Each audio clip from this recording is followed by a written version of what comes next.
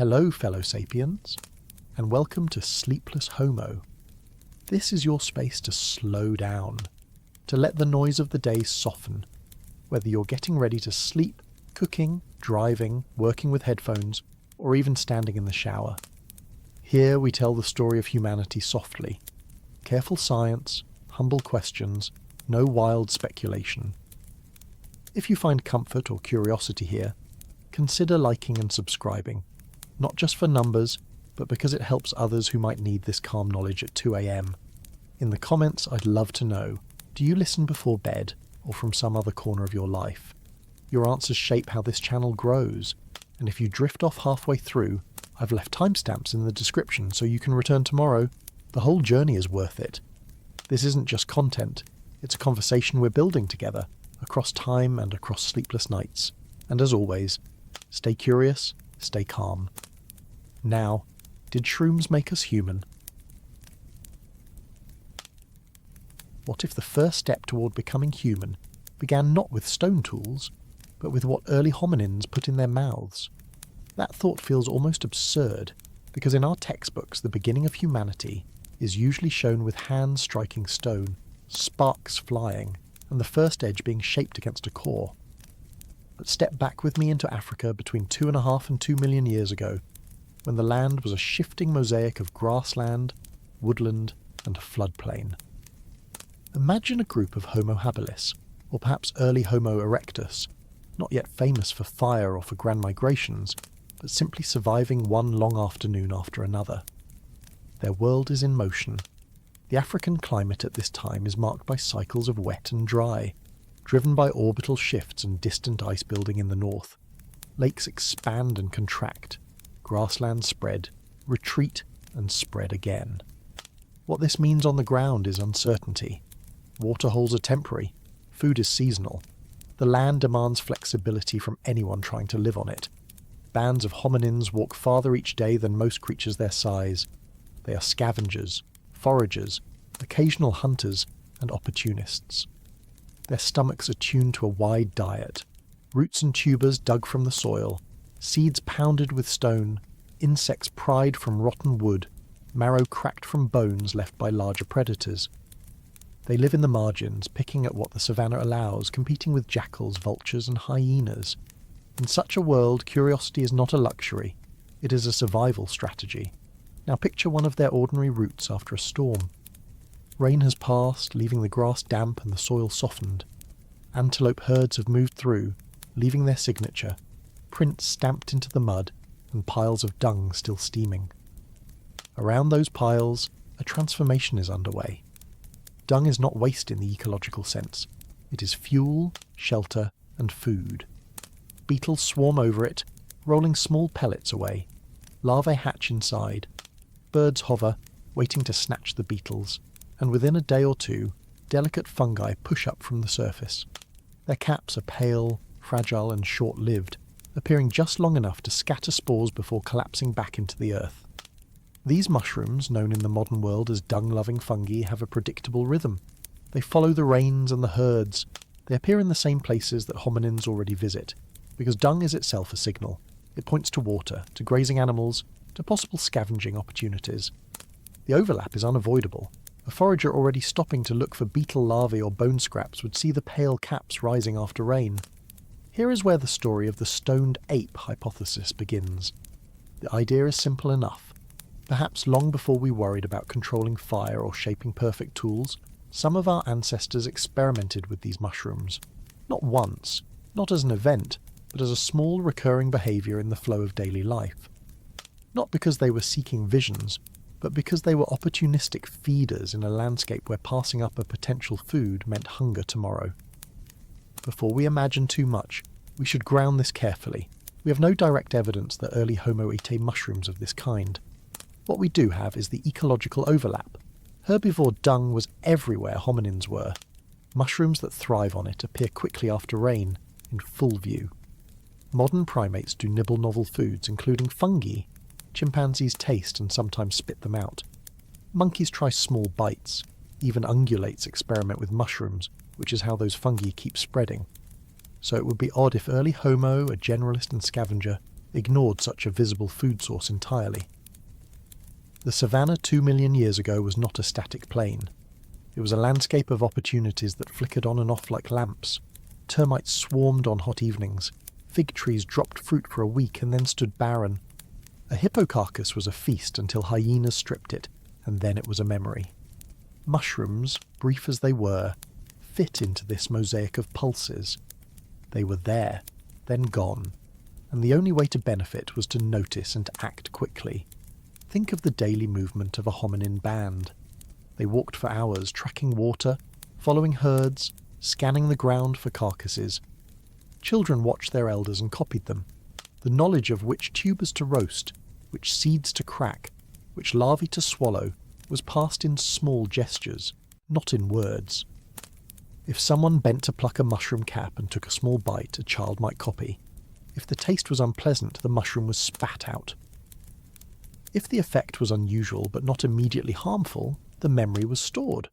Tomorrow, after the next rain, someone might remember that pile, that cap, that taste.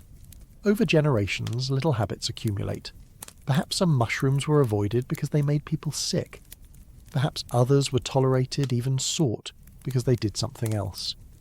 We cannot say more without drifting into speculation, but what we can say is this: the opportunity existed.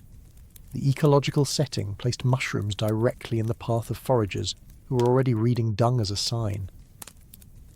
To live in this world was to live among uncertainties. Rainfall shifted from century to century. Grasslands expanded, then contracted. Faunal communities changed, with some antelope species going extinct and new ones arriving. The fossil record from eastern Africa shows this constant turnover. Hominins had to navigate these changes not with plans, but with flexibility. Sampling new foods was part of that flexibility. If we think of survival not as a single strategy, but as a library of small tricks, then trying a mushroom after rain was one more line on the shelf. The idea that such a line could, over time, influence how hominins interacted with their environment is what later thinkers like Terence McKenna tried to capture in the stoned ape hypothesis. But in this early moment, it is not about philosophy or culture. It is simply about the landscape, the food web, and the behaviour of opportunistic foragers. Consider the role of dung itself. It was a central hub in savanna ecology. It fed beetles, which in turn fed birds. It carried seeds that germinated in its moist soil. It burned when dried, sometimes used as fuel by later pastoralists. For early Homo, dung meant opportunity. Insects to eat, animals to track, signals of herd movement. If mushrooms appeared there too, they were folded into this web of meaning. To treat dung as unclean is a modern luxury. In the savannah, it was a resource. In the evenings, when heat gave way to cooler air, the band might pause near a watercourse where herds had rested. Children poked at piles with sticks looking for beetles. Adults cracked open bones scavenged earlier in the day. Someone plucked a mushroom and tested it. It was not a ceremony, not a revelation, just one more experiment in a world that required constant experiments. This is the setting we can reconstruct with some confidence. Africa, 2 million years ago, in a time of environmental variability, with hominins who lived by their wits and their willingness to try. Whether those experiments had long-term effects on our lineage is a matter for debate. But the first strange meal, if it happened, was probably like this. Small, ordinary, and repeated often enough to become part of the pattern of life. It is humbling to think that our story may not have begun with the thunder of stone against stone, but with a quiet bite of something growing in the shadow of dung after rain. And it leaves us with a simple, enduring question. In a world where survival depended on trying almost everything, how many of those small, strange meals changed the course of who we became? To carry the picture forward, we can look at the broader cast of creatures sharing this stage. The African savanna at the turn from the Pliocene into the Pleistocene was not a quiet place. Herds of grazing animals moved in numbers that left entire valleys grazed flat within weeks. Predators shadowed them: lions, saber-toothed cats, hyenas with bone-crushing jaws. Alongside them were smaller players: warthogs rooting for bulbs, birds scanning the grass for insects, tortoises browsing slowly through patches of greenery. Each of these animals left traces that others could use. To survive in this ecosystem, you needed to be more than strong. You needed to be attentive. Early Homo fit this niche well. Their bodies tell us they were walkers, built for endurance rather than speed. Their teeth and jaws suggest a varied diet, capable of chewing tough vegetation, but also suited for scavenged meat. Archaeological sites from this horizon show flakes of stone that hint at meat processing, but far fewer traces of daily meals. Plants, insects, and other fragile foods rarely fossilize. This silence in the record tempts us to forget that the bulk of their calories probably came from things that leave no trace. And it is in this shadowy diet that the possibility of fungi sits comfortably. One of the overlooked aspects of these landscapes is the role of rainfall, not just in feeding grass but in shaping time itself. When the rains came, everything shifted. Plants greened, animals migrated, insects exploded in number. Hominins too had to adapt their paths. The rains created windows of opportunity, and mushrooms were one of the quickest responders to those windows. They did not wait weeks like trees. They appeared overnight. For a forager walking in a post-rain savanna, the world was filled with little surprises, some fleeting, some dangerous, some nourishing. Mushrooms belonged to that category of ephemeral abundance, resources that appear suddenly, reward those who act quickly, and vanish almost as fast. What makes this detail significant is not the mushroom itself, but the logic of survival it represents. Early Homo did not thrive by waiting for certainty. They thrived by gambling on novelty in measured doses. This is visible in their stone tools, which show experimentation with shapes and materials. It is visible in their wide geographic spread, which shows willingness to enter new habitats. And it is visible, we suspect, in their diets, which must have included risks and tests. To bite into a mushroom after rain was not out of character. It was exactly in character for a species surviving on uncertainty. In the end, whether those early bites carried psychoactive compounds or not, they were part of a broader rhythm. The first strange meal was not an accident, nor a plan. It was the consequence of living in a landscape where survival meant tasting the world, one small bite at a time. Why did so many human stories start in East Africa's Great Rift? It is a question that paleontologists, geologists, and biologists have circled around for more than a century, because again and again, when the bones of our ancestors appear, they so often come from this long scar across the continent. The Rift Valley is not one place, but a system, stretching from the Red Sea in the north all the way to Mozambique in the south, pulling apart slowly over millions of years as tectonic forces tugged at Africa's crust. In that pulling, the earth opened great depressions, some of which filled with lakes, others with shifting wetlands, still others with grasslands bordered by cliffs and escarpments. This variety made the region not just dramatic to look at, but biologically rich. For creatures searching for food, shelter, and water, the rift was a kind of buffet line of habitats. By the time between 3 million and 2 million years ago, several hominin species were walking these landscapes. Australopithecus afarensis, famous from the skeleton known as Lucy, had been present for hundreds of thousands of years. Other forms such as Australopithecus africanus in the south, and later Paranthropus boisei in the east added diversity to the picture.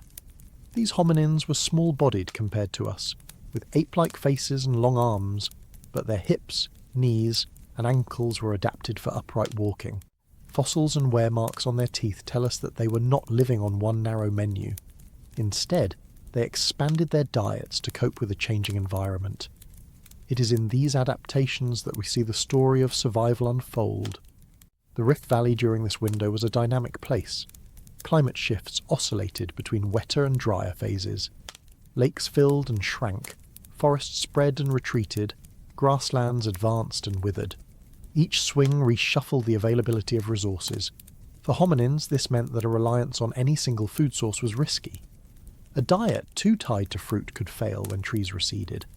A diet too tied to grazing animals could collapse when herds moved elsewhere. The solution was not to specialize further, but to diversify. And so Australopiths broadened their palates, taking in tougher plant matter, roots, bulbs, insects, and likely small amounts of meat when available. Evidence for this comes from isotope analysis of their tooth enamel. carbon isotopes preserve a chemical fingerprint of what sorts of plants were eaten. Plants that grow in shaded forests leave one signature, while grasses and sedges leave another. The enamel of australopiths shows a surprising range, indicating they sampled both categories. In some individuals, almost half the diet seems to have been grass-derived foods, whether directly from sedges or indirectly from the animals that ate them. This is not the diet of a picky specialist. It is the diet of a generalist willing to test whatever the landscape offered. Among those offerings were underground storage organs, roots and tubers buried beneath the soil. These are calorie-dense packages, but they are also tough, fibrous, and often chemically defended with bitter compounds. Extracting them required both physical effort and chewing power, traits that Australopith jaws and teeth supplied in abundance. Paranthropus boidae, sometimes called the nutcracker man, had immense jaws and molars that seem adapted for just this kind of heavy-duty grinding. In the Rift Valley buffet, tubers were dependable backup rations, available even in drier phases when other foods failed. To dig them up and make them edible was a mark of resilience. Insects too played a role. Today, baboons, chimpanzees and other primates spend significant time flipping over dung or logs to capture grubs, termites or beetles. Protein-rich, seasonally abundant and often gathered in clusters, insects are a logical supplement. Though insect remains are rarely preserved, indirect evidence from wear patterns on teeth and comparisons with modern primates suggests early hominins probably exploited them. The Rift Valley's mixture of forest patches and open plains would have provided many such opportunities. And then there were fungi. They do not fossilise well, so their presence is often invisible to us. Yet mushrooms are common in grassland ecosystems, particularly in the wake of rain, and several species grow directly from animal dung. In a landscape filled with herds of grazing animals, zebras, antelopes, elephants, the byproducts of digestion littered the ground. For hominins already investigating dung piles for insects, stumbling upon fungi would have been unavoidable. Whether these mushrooms were regularly eaten is something we cannot prove, but their ecological availability is clear. Like tubers and insects, they belong to the category of opportunistic finds, foods that required curiosity to sample and experience to evaluate. This diet of variety reflects not only the resourcefulness of our ancestors, but the setting that shaped them. The Rift Valley was a crossroads of environments. Lake shores offered fish, shellfish and waterfowl. Forest margins offered fruits and nuts. Grasslands offered seeds, tubers and the occasional carcass. Wetlands offered sedges and aquatic plants. To live here was to learn not one skill but many. To memorise the seasonal calendar of foods. To carry in memory a map of where to find calories at each stage of the year. Stone tools, which appear in increasing numbers after about 2.5 million years ago, gave hominins another advantage in this ecological buffet. With sharp flakes they could cut meat from bones or slice tough roots. With hammerstones they could crack open marrow-filled bones left behind by larger predators. But even before the tools, the willingness to try different foods had already set these species apart. Flexibility, not strength, was the key adaptation. If we think of the Rift Valley as a vast, shifting dining hall, then early hominins were the diners who never ordered the same dish twice. They tested tubers, insects, seeds, and fungi. They scavenged meat when possible and gathered fruits when available. Each choice carried risk, poisonous plants, dangerous competition from other animals, but the broader the range, the better the odds of survival when climates swung again. So why did so many human stories start in East Africa's Great Rift? Perhaps because it was here that survival depended most on adaptability. It was here that our ancestors learned not to rely on a single food, but to explore, taste, and remember. This lesson, taught by shifting lakes and drying grasslands, would echo through all later human history. To be human, in part, was to face a buffet where the menu changed constantly, and to walk away nourished nonetheless. And in that changing buffet, strange meals were inevitable. Some were nourishing, some risky, some perhaps transformative, but all of them were steps on the long road from ape to us. One of the subtler lessons of the Rift Valley buffet is how it shaped social behaviour. When food is scattered across different niches, roots underground, insects in mounds, fruits in canopy patches, fungi after rain, it encourages foraging in groups. A lone individual might overlook a key source or waste time on a bad lead. but in groups knowledge could be pooled. One member might remember where a stand of tubers could be dug. Another might recall which termite mounds were still active. A third might notice the telltale shapes of mushrooms after a storm. In this way, diversity of foods encouraged diversity of memory and observation. It made ecological knowledge into a shared inheritance, not just an individual skill. Archaeologists sometimes call this the cognitive map of foragers, the internalized memory of landscapes and their shifting resources. In the Rift Valley, this map was constantly rewritten. Lakes rose and fell, forests advanced or retreated. Herds shifted their migration paths. By walking, observing and eating, hominins updated their maps. Each successful return to a resource confirmed its reliability, while each failure sent the group searching elsewhere. These maps were not drawn on stone or bark, but held in memory and in the habits of the group. To survive, children had to learn these maps from their elders, just as primates today learn what to eat by watching others. Predators also shaped the choices available. Every carcass was a gamble. Hyenas might already be circling. Lions might return at any moment.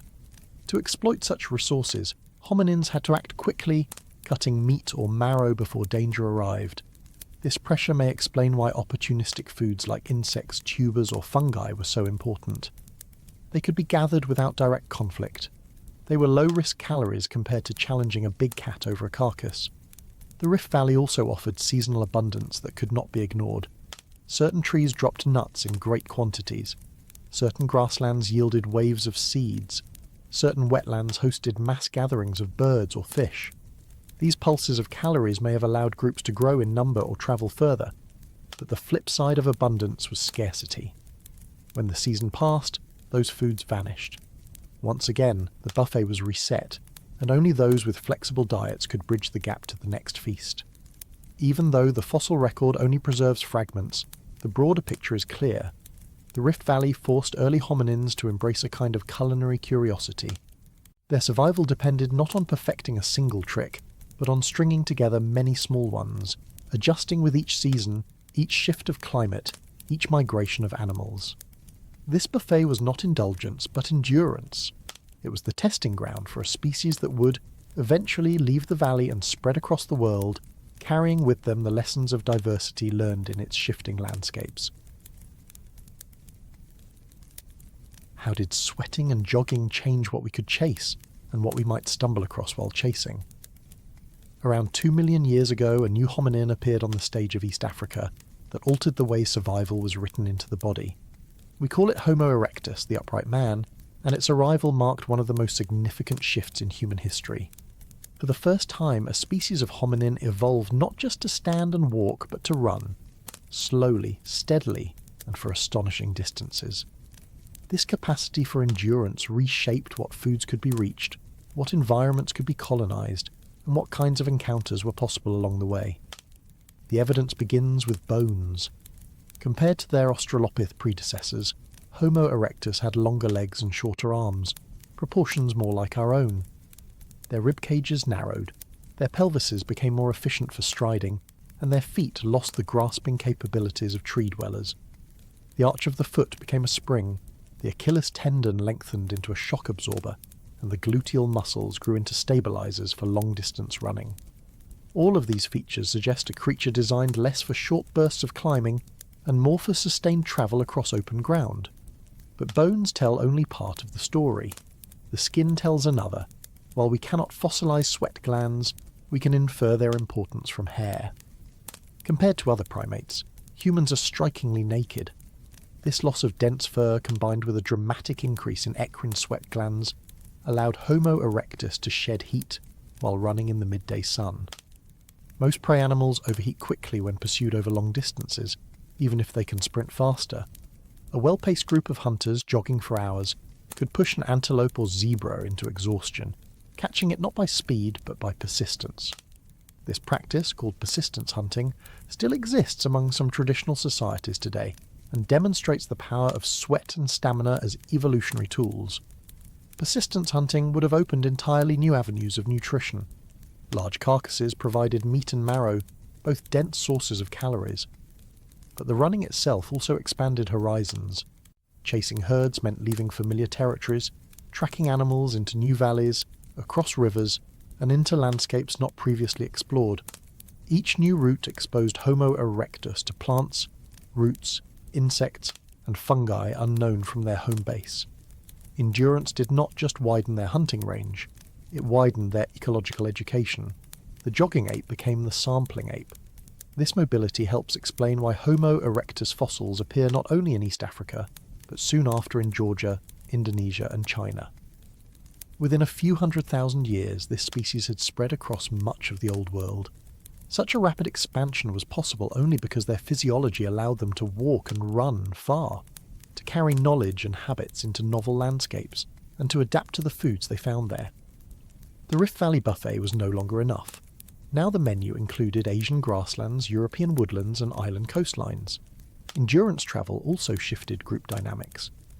Covering long distances required cooperation. Individuals had to pace themselves, share water, and divide the labour of tracking and butchering. Successful hunts demanded patience and communication of some kind, even if only through gestures and shared memory of routes. While we cannot reconstruct their conversations, we can see the traces of coordination in butchery sites, where multiple carcasses were processed, bones broken open systematically, and stone tools reused. Jogging together meant not only catching prey, but sustaining one another over the miles. Sweat and stamina also had unexpected side effects. To fuel long hunts, groups needed portable food. Dried meat, tubers carried in slings, seeds gathered en route. All these became part of a more mobile subsistence strategy. Unlike a chimpanzee band that might feast in one fruiting tree, Homo erectus lived by stringing together scattered meals, each one discovered in a different corner of the landscape. This opportunism increased the odds of stumbling across unusual foods. Fungi after rains, shellfish in coastal shallows, wild honey in hidden hives, all could be incorporated into the expanding diet. The very act of jogging into new territories made the range of edibles greater than ever before. What is remarkable is that none of these changes required abstract planning or symbolic thought. They were practical, embodied responses to the challenges of survival. A body tuned for sweat and stride created new possibilities, and those possibilities reshaped behaviour. Each hunt, each forage, each journey built on the last, creating a rhythm of life measured not just by seasons but by miles. So when we ask how Homo erectus survived, the answer is not only that they learned to run, but that running carried them into new relationships with the land. The savannah was no longer a closed circle.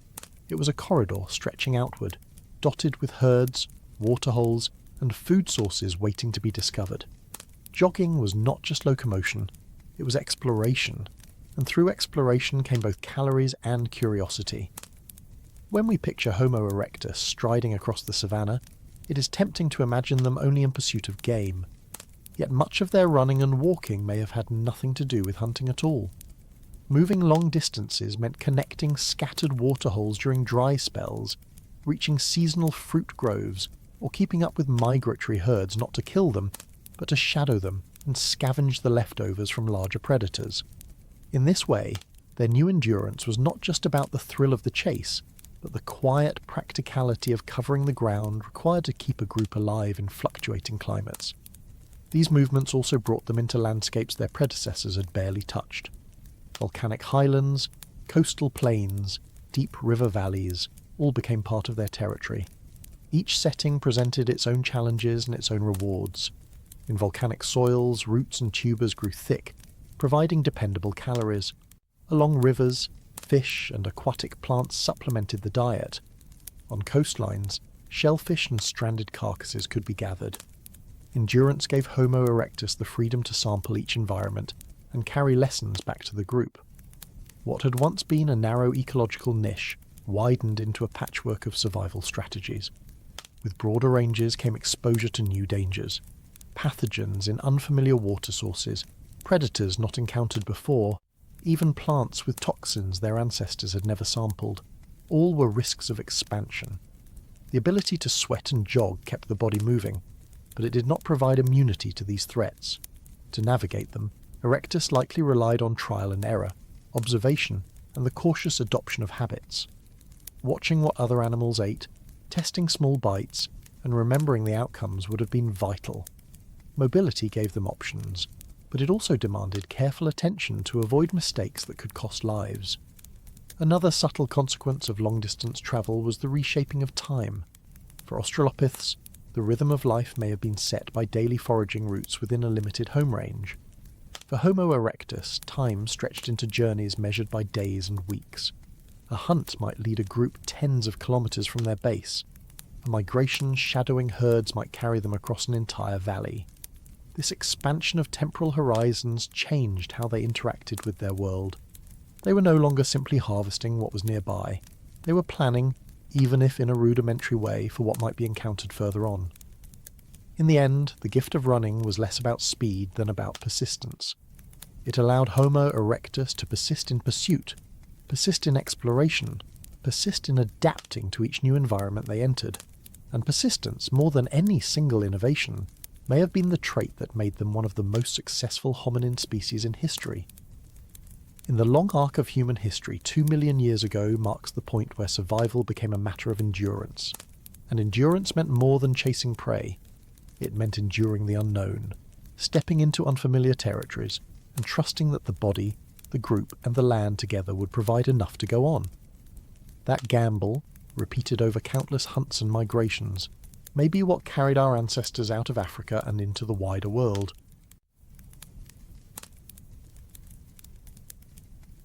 What was growing in the dung of those vast grazing herds? To answer that, we have to imagine the East African savanna as it existed between 2 million and 1.8 million years ago.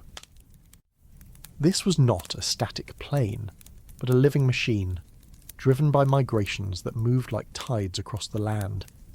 Wildebeest, zebra, antelope, elephant and other herbivores grazed down the grasses and then drifted onward in search of fresh shoots, leaving behind a trail of droppings that transformed the ground they crossed.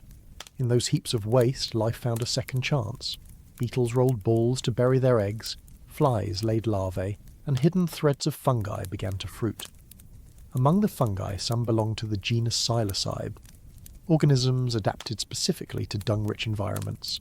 Their life cycle was simple yet opportunistic. Spores, microscopic and hardy, drifted on the wind or passed unharmed through the digestive tracts of animals.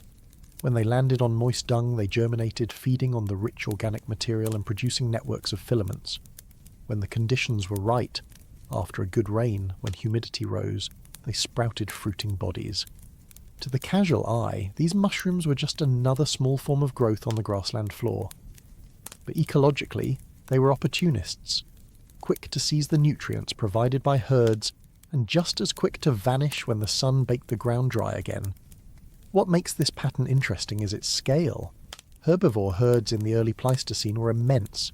Fossil pollen, bones and trackways all suggest that East Africa supported animal populations at least as dense as those still found in modern Serengeti reserves. Each herd was a moving factory of dung, dropping countless opportunities for fungi to flourish.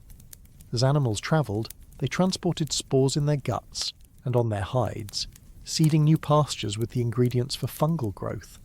In effect, the animals were gardeners of the savannah without knowing it, maintaining an unending crop of mushrooms that followed their movements. Hominins living in these landscapes would have been drawn to dung for many reasons, long before they ever noticed mushrooms. Dung piles attracted beetle grubs and fly larvae, small but protein-rich meals. They marked the presence of herds, helping hunters and scavengers track animals. They fertilized the grasses, creating patches of new growth that could lure grazers back. To flip over dung in search of insects was already part of the behavioural repertoire of baboons and chimpanzees, and it is likely our ancestors shared this habit. In that context, encountering mushrooms was nearly inevitable. The appearance of mushrooms after rain would have been especially striking. When the sky cleared and the land glistened with moisture, new growths emerged overnight. To a forager scanning for edible shoots or insects, these sudden fruits would have stood out. Some species were bland, some bitter, some toxic. Sorting them required experience, trial, and error.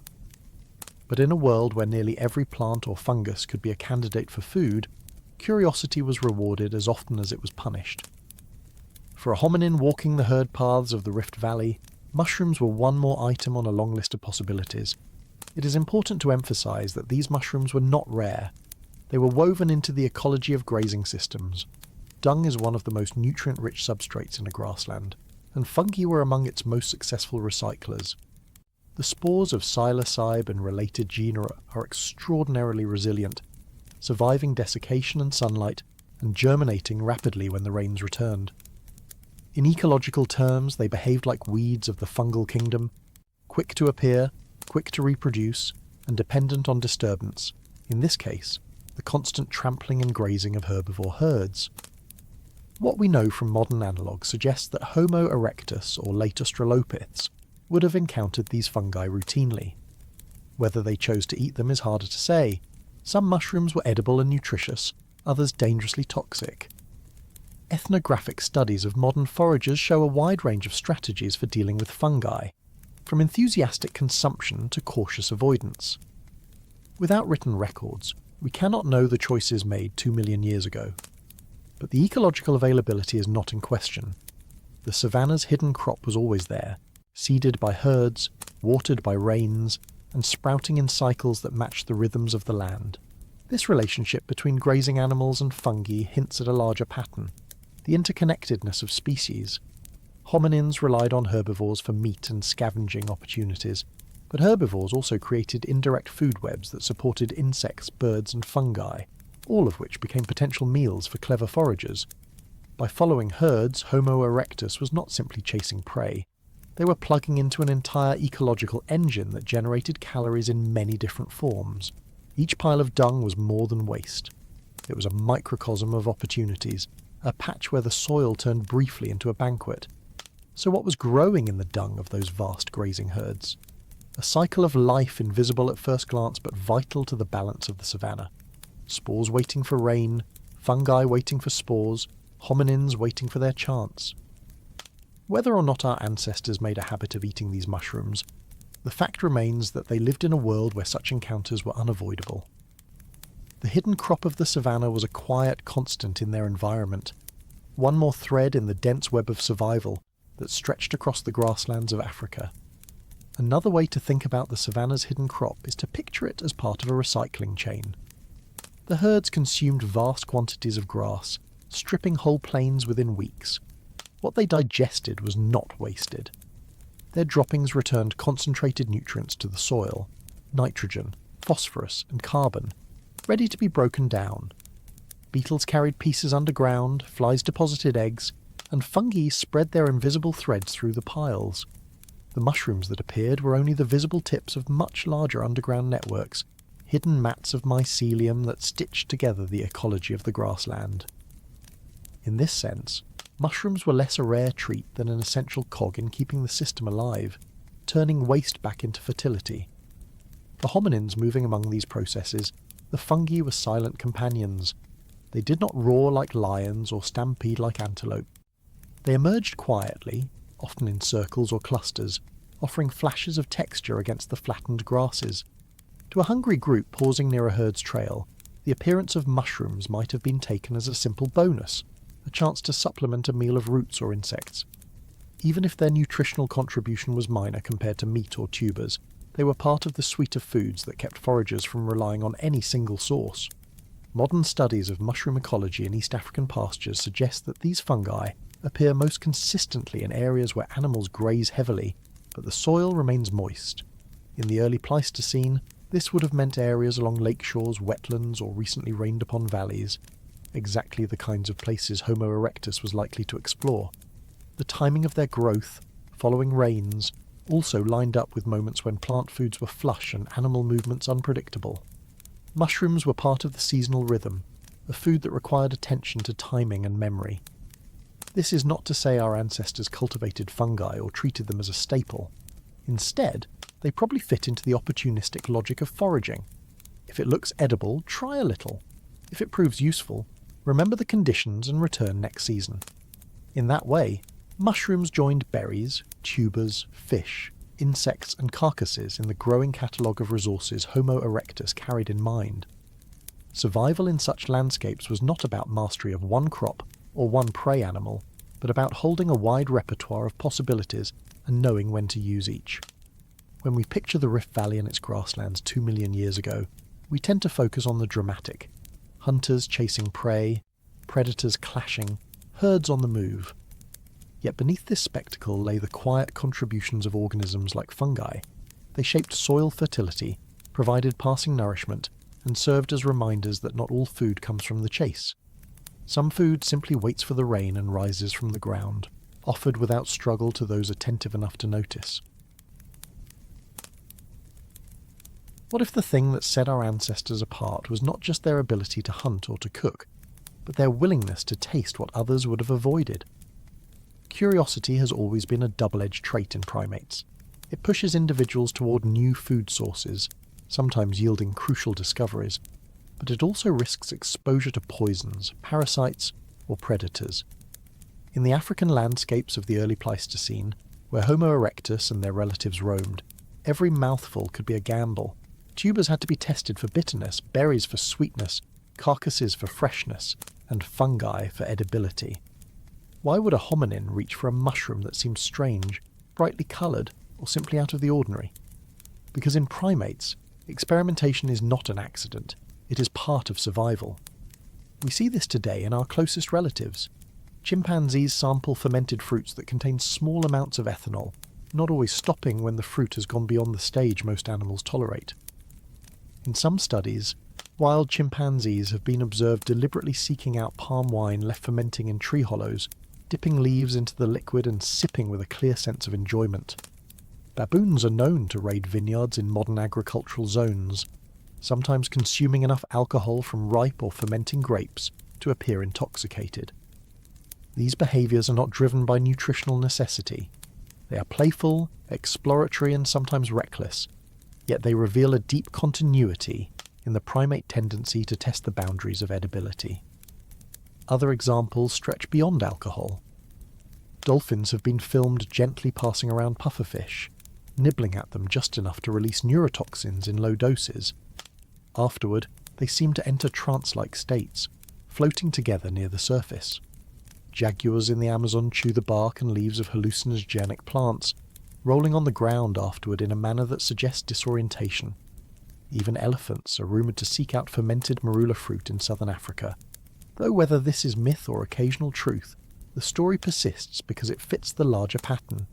Animals sometimes pursue experiences that alter their perception of the world. For early hominins, this curiosity may not have been about pleasure alone. To a forager in a world of scarcity, new foods always had potential value. Mushrooms in particular represented a curious case. Some were rich in protein and minerals, others dangerously toxic. There was no visual code that guaranteed safety, and learning which was which required either costly mistakes or careful observation of animals. Watching ungulates graze around certain mushrooms without ill effect could encourage sampling. Seeing others avoid them could provoke hesitation. Yet among primates, hesitation is rarely universal. Some individuals push forward, nibbling, sniffing, and testing. Their risks create knowledge for the group. This experimental streak may have served as insurance in volatile environments. During dry seasons or after poor hunts, novelty could mean survival. An ape brave enough, or foolish enough, to test an unusual food might stumble upon an overlooked source of calories. Even if a mushroom offered little in the way of sustenance, the act of testing reinforced a pattern of openness, a willingness to try the unfamiliar. This attitude would later prove critical as hominins expanded across continents, encountering new climates, plants, and animals. A lineage that shied away from experimentation might have survived in stable forests, but not on the shifting savannahs of Africa or the unpredictable steppes of Eurasia. Of course, curiosity had its costs. Some mushrooms can cause stomach distress, others seizures, and a few, death. It is unlikely that groups escape these dangers entirely. Yet just as modern primates sometimes accept discomfort for the sake of exploration, so too might hominins have tolerated occasional setbacks in exchange for the broader benefit of dietary expansion. Evolution does not favour safety alone. It balances risk against reward, and curiosity is one of its boldest bets. The question is not whether hominins ate strange foods. They clearly did, but how far their curiosity went. Did they, like chimpanzees and dolphins, notice the altered states that followed and returned for more? Or was it enough to nibble once and move on, chalking the experience up to misadventure? We cannot know with certainty, but the continuity across the animal kingdom suggests that the temptation to revisit an unusual sensation is not unique to us. In that light, the first ape who reached for a mushroom growing in the shadow of dung was not simply hungry. They were participating in a lineage-wide experiment, one that every primate continues in some way today. What remains striking is that this experiment was never entirely rational. It was playful, instinctual, and shaped by chance. Yet from such chance encounters, habits form, and from habits, cultures emerge. If animals as different as dolphins, jaguars, and chimpanzees occasionally pursue intoxication, then perhaps curiosity itself is the hidden crop of evolution, always ripening, always tempting, and always reminding us that risk and discovery are inseparable companions. Another angle to consider is how hominins may have learned indirectly, not only from animals but from each other. In small groups, one individual's mistake, or lucky discovery, became a shared lesson. If someone became ill after eating a certain mushroom, others could avoid it. If someone behaved oddly but not fatally after consuming another, the group might have remembered both the incident and the conditions that led to it. Oral traditions did not exist yet, but memory, imitation, and observational learning are ancient primate tools. A strange meal could become a marker, that plant near the termite mound, or those caps that appear after rain. Such notes in the mental map of the landscape added to the shared survival guide every band carried in their heads. Curiosity also thrived in the hands of juveniles. Young primates today are notorious for tasting, poking, and prodding far more than their cautious elders. Chimpanzee infants put leaves in their mouths, play with insects, and investigate plants that adults ignore. This pattern may have existed among early hominins too. The younger members of the group, shielded somewhat by the vigilance of adults, could test the edges of the edible world. Their experiments may have sometimes ended badly, but they also expanded the group's knowledge. A mushroom first nibbled by a reckless juvenile might later be remembered as either a hidden food or a warning sign. The social dynamics of sampling are important too. Food sharing among early hominins is suggested by cut marks on bones and traces of butchery. If meat was distributed, so too might smaller finds like tubers or fungi have been passed around. What began as one person's discovery could quickly ripple through the band, turning a single bite into a group experience. Even if most individuals were cautious, the influence of one bold explorer could expose many to something new, and once the pattern was established, once the group learned that these mushrooms don't kill you, they might have looked for them again in the same season. It is also worth noting that human taste receptors are unusually broad. Compared with many mammals, we are sensitive to a wide range of bitter, sour, and umami compounds. Some researchers suggest this helped early hominins evaluate plant foods and avoid toxins, but it also meant that new foods could offer surprising sensory rewards. The sharp tang of fermented fruit or the earthy flavour of fungi may have stood out against the relatively bland palate of roots and grass seeds. Curiosity was not only about risk, it was also about pleasure. Taste itself can reinforce behaviour, encouraging repetition of whatever feels rewarding, even if the nutritional value is modest. Put together, these threads suggest that curiosity was not a marginal quirk, but a central survival strategy. By sampling, watching, sharing, and remembering, hominins expanded the menu available to them in unpredictable environments. Some of those experiments surely ended in discomfort, but others carved new paths of possibility. In that delicate balance of risk and reward, the line between survival strategy and playfulness blurred. What looks like folly from a distance may have been, in practice, one of the most enduring strengths of our lineage. The courage to put something unfamiliar in the mouth and to see what happened next.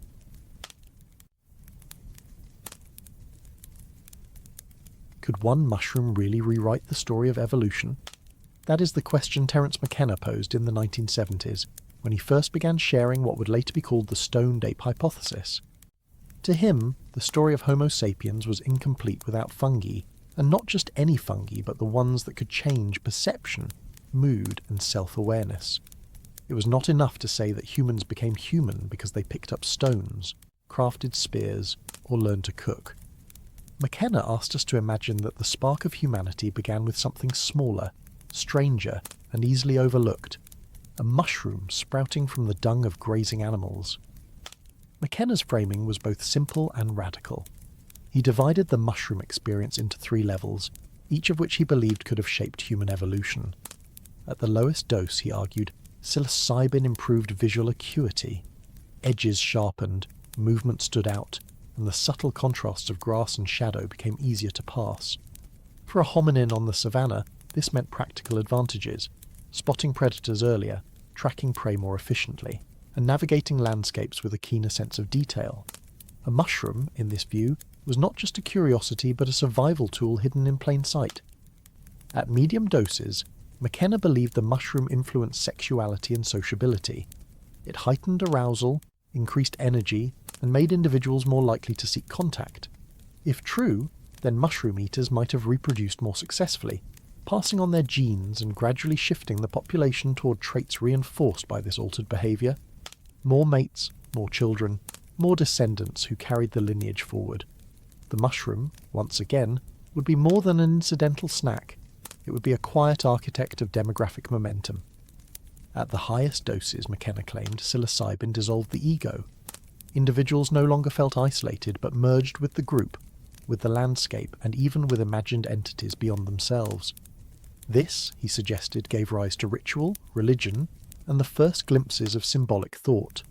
Small bands gathered together under the influence might have sung, danced, or shared visions that transcended ordinary communication. For McKenna, these experiences planted the seeds of art, myth, and language. The mushroom in this sense was not just a catalyst for survival or reproduction, but the doorway to culture itself.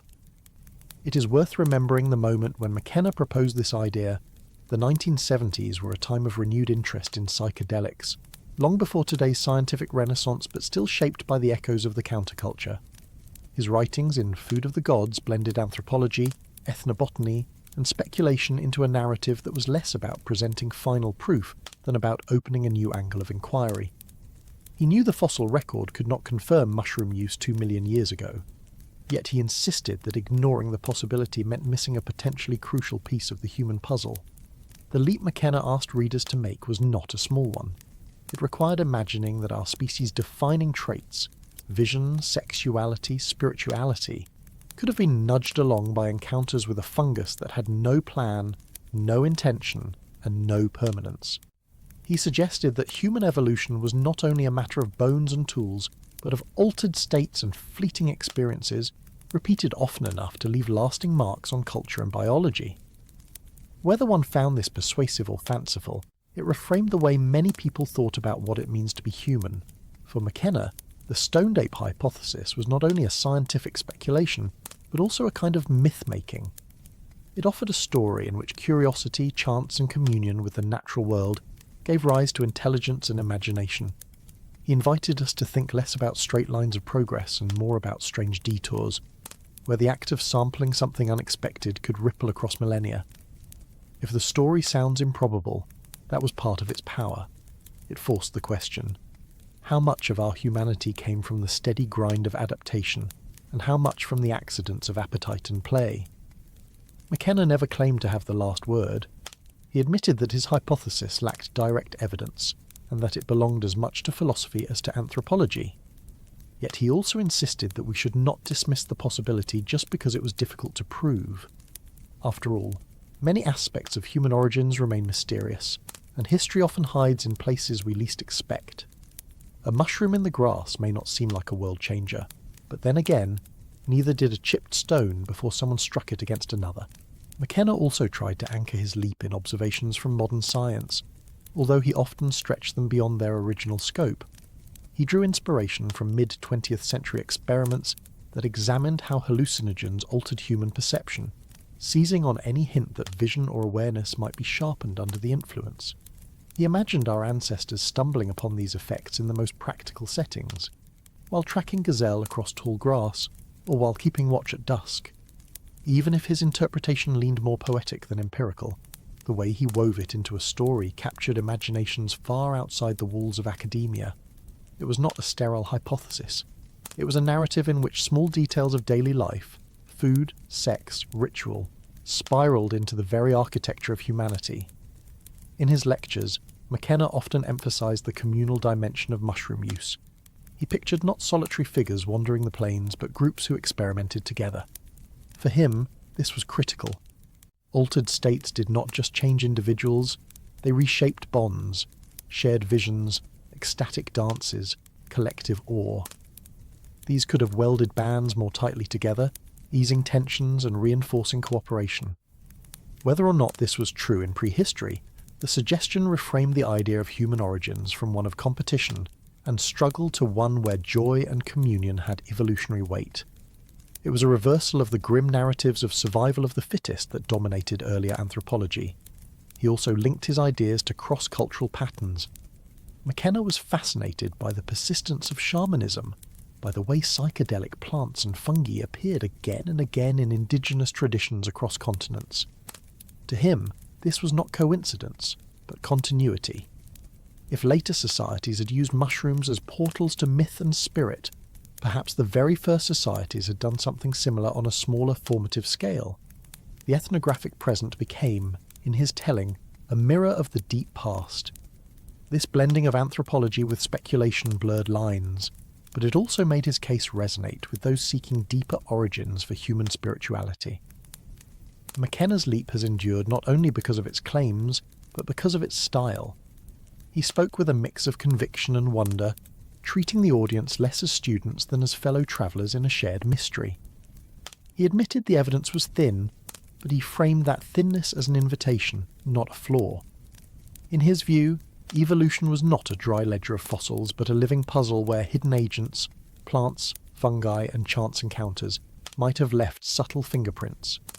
Even those who doubted his specifics found themselves drawn into the broader suggestion that human origins may have been shaped by forces stranger and more intimate than we usually allow. By proposing his mushroom-driven vision of the past, McKenna challenged us to widen the scope of possibility. Even if his hypothesis ultimately proves wrong, it serves as a reminder that the path to becoming human may have included detours, accidents, and experiments that left their mark in ways we are only beginning to imagine.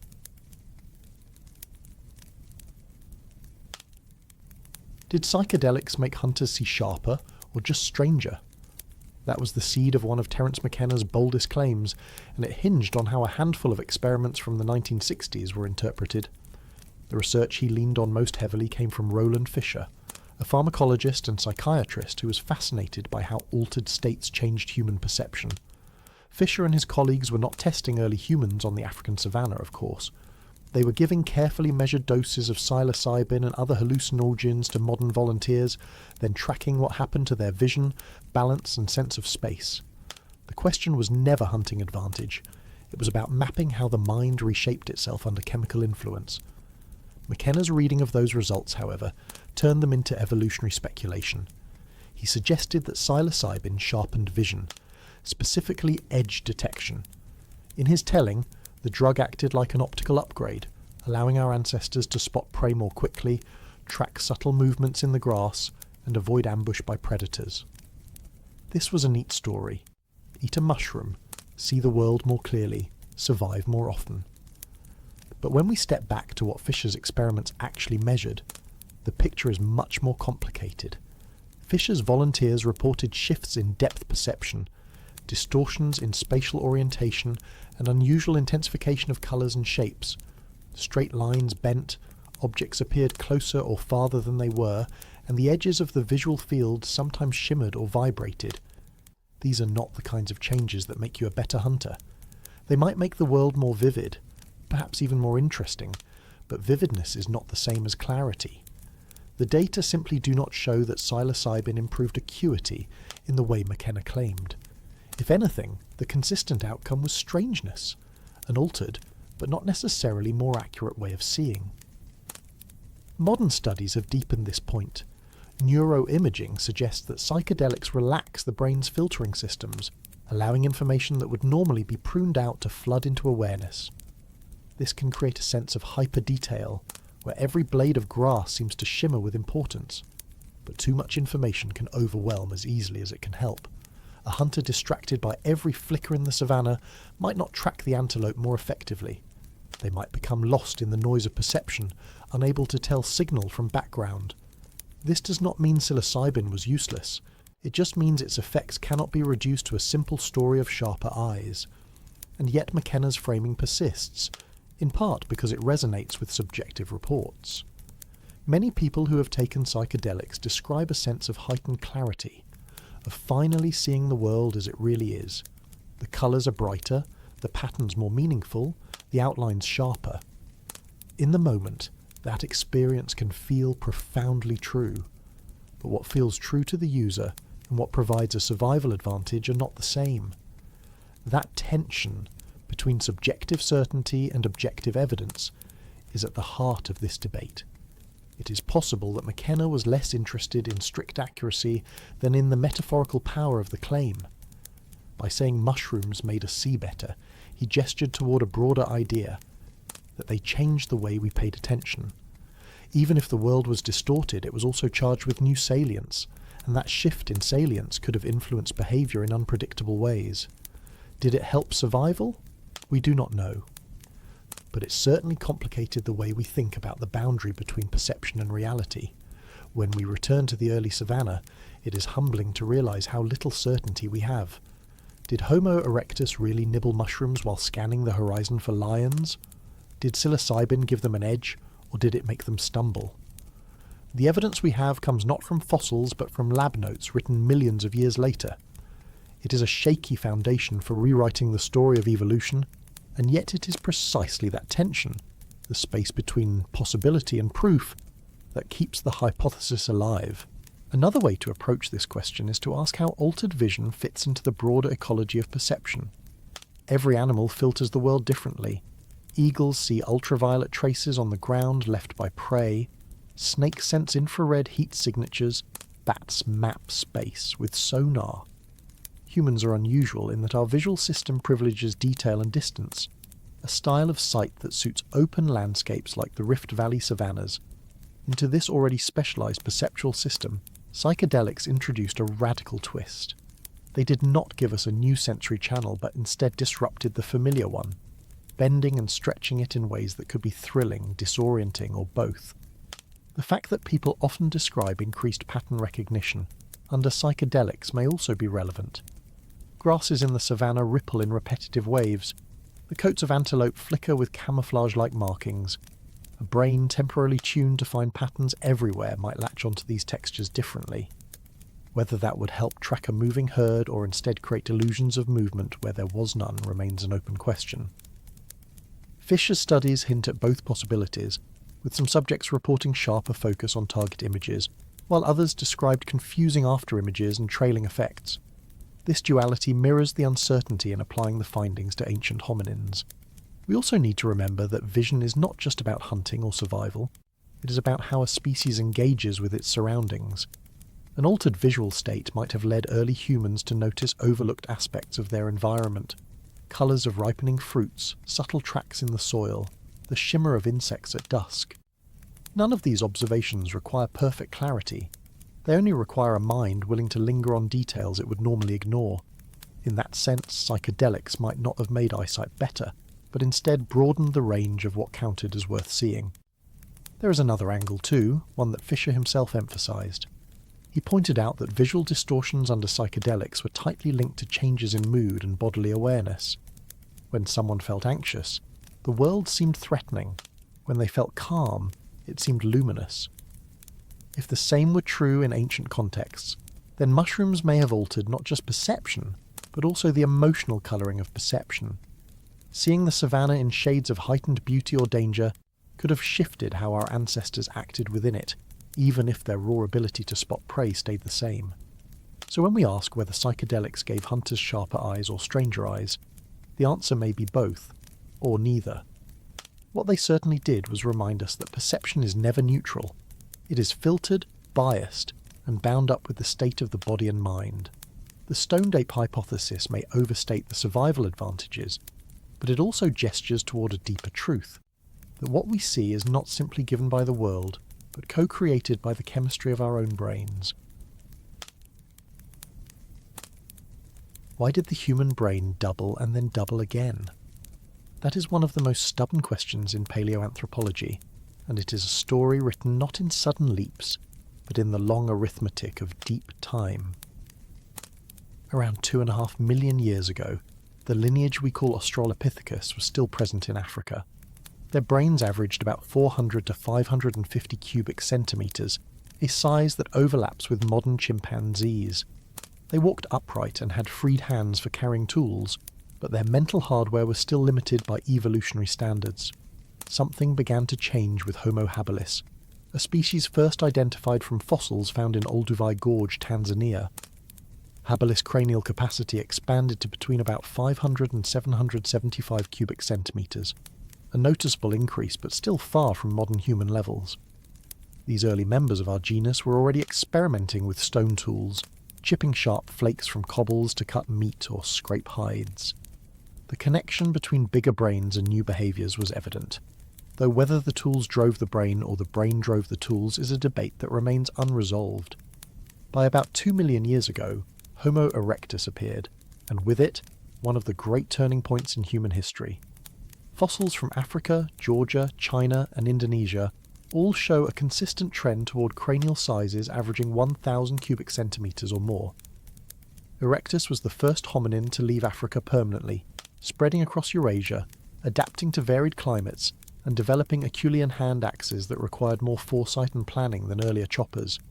Their brain case was elongated, with thicker brow ridges than ours, but the sheer volume placed them on a new evolutionary trajectory. The global distribution of Erectus fossils highlights that this increase in brain size was not a local anomaly, but a species-wide shift. Something in the ecological or social pressures of the early Pleistocene made larger brains advantageous, even though they carried costs in energy and childbirth risk. Over the next million years, the trend continued. Populations of Homo heidelbergensis in Africa and Europe, considered possible ancestors to both Homo sapiens and Neanderthals, exhibited brain sizes in the range of 1,200 to 1,400 cubic centimetres. By 300,000 years ago, both Neanderthals and early Homo sapiens had brains reaching, and often surpassing 1,500 cubic centimetres. In fact, Neanderthals on average had slightly larger brains than modern humans, though with different shapes emphasising the back of the skull. The doubling and redoubling of brain volume over this time span is one of the clearest patterns in our evolutionary record. But the causes remain murky.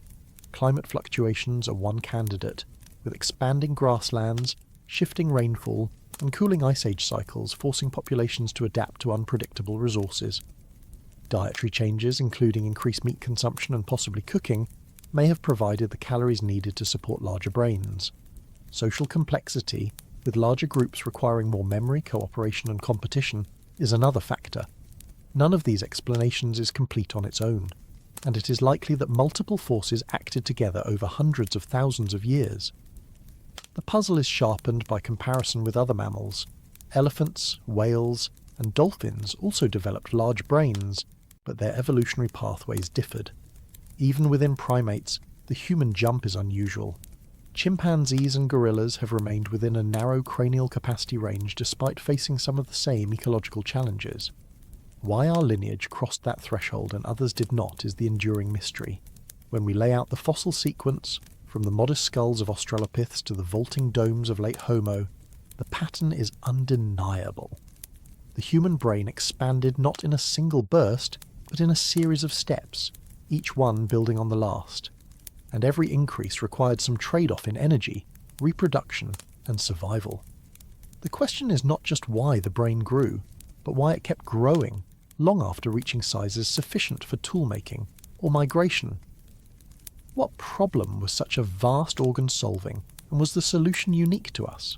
Another aspect to consider in this steady swelling of the brain is the cost it imposed on the body. A larger brain is not free. It is one of the most metabolically expensive organs in the animal kingdom. In humans today, it consumes about 20% of our resting energy budget, a staggering share compared to most mammals.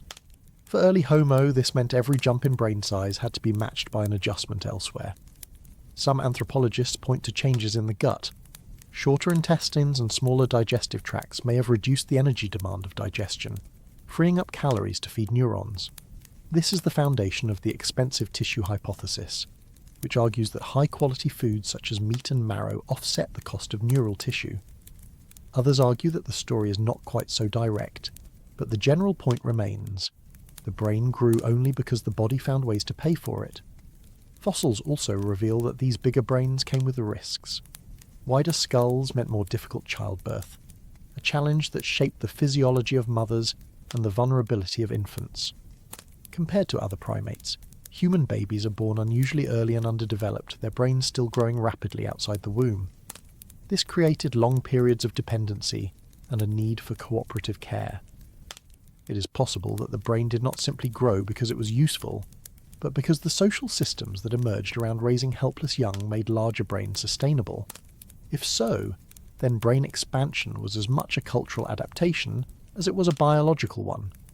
Looking across continents, the pattern is remarkably consistent. Skulls from Java and China show Homo erectus maintaining large brain sizes for nearly 2 million years, adapting to tropical forests, temperate plains and volcanic islands.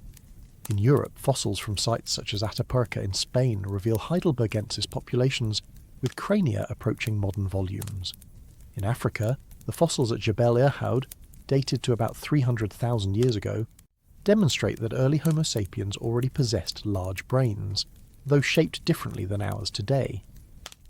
Despite geographical separation, all of these populations converged on the same solution: more brain tissue. This convergence suggests that the pressures driving expansion were not local quirks, but global, recurring challenges faced by the genus Homo wherever it spread. And yet the story is not a simple straight line. There were pauses, even reversals. Some populations of late Homo erectus retained smaller cranial sizes. Other lineages, such as Homo floresiensis on the island of Flores, underwent dramatic dwarfing, with brains shrinking to volumes closer to Australopiths. These exceptions remind us that evolution does not have a single direction, and that the brain's expansion was always contingent on ecological and demographic circumstances. What held steady was not inevitability, but a persistent tendency for our lineage to push against limits, to explore the edge of what a mammalian brain could become. The fact that this enlargement spanned millions of years raises a final puzzle. What threshold was being chased? Why was a brain of 700 cubic centimetres not enough? Why not stop at 1,000? Why did both Neanderthals and sapiens reach volumes that no other primate line ever approached? The fossil record gives us measurements but not motives. We can plot curves, but the reasons behind them remain elusive. It is this tension between the clarity of the numbers and the opacity of their cause that makes the question of our growing brains one of the most haunting in human origins research. Was it fire-roasted meat or mushrooms that fed the brain? When scientists look at the extraordinary expansion of the human brain between 2 million and 500,000 years ago, they do not find a single cause but a landscape of competing hypotheses. At the centre of this puzzle is energy. A larger brain demands more fuel, and somewhere along the way our ancestors stumbled upon strategies that delivered enough calories to sustain such a costly organ. The most famous of these is the cooking hypothesis, proposed by Richard Wrangham. According to this model, the mastery of fire allowed early Homo to unlock calories from meat and plants more efficiently than chewing them raw. Roasted tubers and simmered marrow required less energy to digest and released more nutrients. By this logic, fire acted as an external stomach, shrinking our guts and redirecting resources to our skulls. The fossil record provides indirect hints of this shift. Smaller jaws and teeth in Homo erectus compared to Australopiths, a reduced rib cage suggesting a shorter gut, and archaeological traces of burned bones and ash deposits in caves around 1 million years ago. Yet the exact timing of habitual fire use remains debated, with some researchers sceptical that it became widespread early enough to explain the initial surge in brain size. Another contender is the social brain hypothesis, which shifts the explanation from food to relationships. Robin Dunbar and others have argued that the demands of living in increasingly large and complex groups selected for bigger brains capable of managing alliances, rivalries, and communication. Here the brain is not an energy storage solution, but a survival strategy for social mammals navigating volatile networks. This idea gained some traction from correlations across primates. Species with larger groups tend to have bigger neocortices. Still, correlations do not prove causation, and critics note that early Homo lived in relatively small bands by modern standards. Whether social juggling alone could drive brains to triple in size is far from settled. The simplest explanation, sometimes called the expensive tissue or calorie surplus model, looks at meat itself.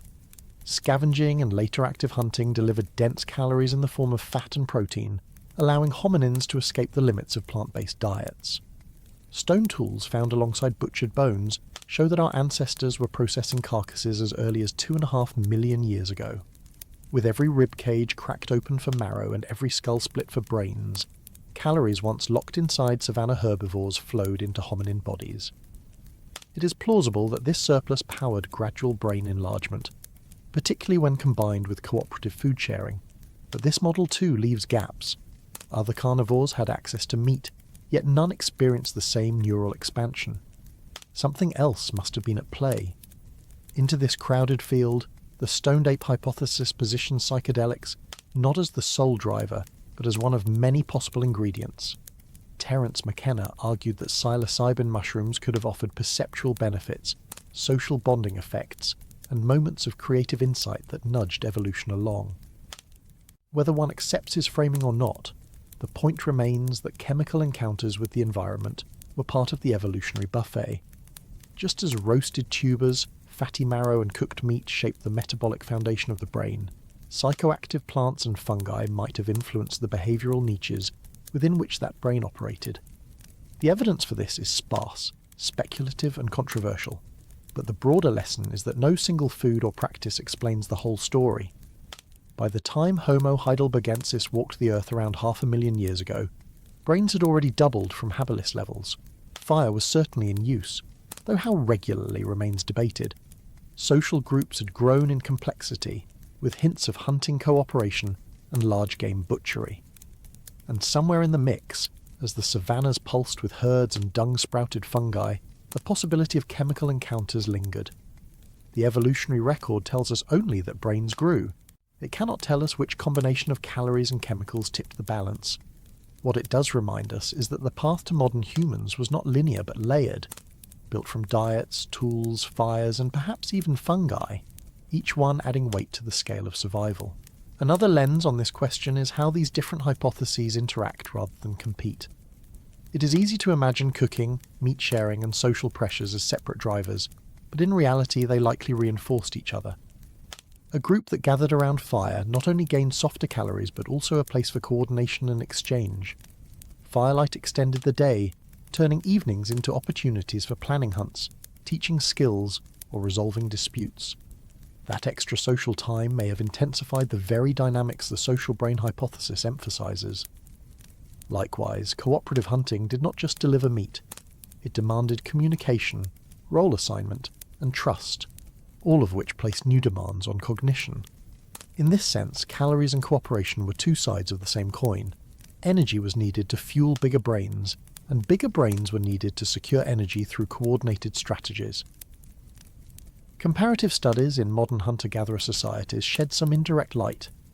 Ethnographers note that success in these groups is rarely about brute strength alone. It depends on knowledge of plants, tracking skills, memory of seasonal cycles, and an ability to negotiate within the group. Calories may be the fuel, but information is the currency. A brain that could integrate both, balancing ecological know-how with social tact, would have an advantage that went beyond sheer energy intake. Another underappreciated piece of the puzzle is variability. Paleo-environmental studies show that Africa between 2 million and 500,000 years ago was a land of shifting rainfall, expanding and contracting lakes, and alternating mosaics of forest and grassland. Populations had to cope not with one stable food source, but with constant change. This context weakens the appeal of any single magic bullet explanation. Instead, adaptability itself becomes the trait under selection. A flexible diet that included meat, roots, cooked foods, and perhaps occasional chemical novelties could have buffered groups against sudden shortages. In that sense, mushrooms may not have been the primary engine of brain growth. but they were part of the broader ecology of experimentation.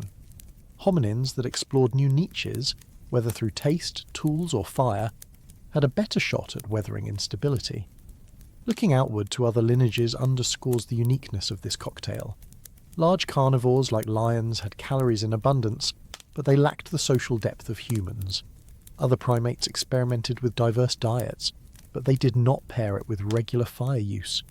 Humans alone seem to have blended caloric innovations with social and cultural ones, creating a feedback loop that magnified both. The rise of our brains was probably not the result of a single cause, but of several processes colliding in the right order over deep time. So when we weigh calories against chemicals, it may not be a choice at all. The story is not about which single factor flipped the switch, but how multiple streams of adaptation converged to sustain a runaway brain.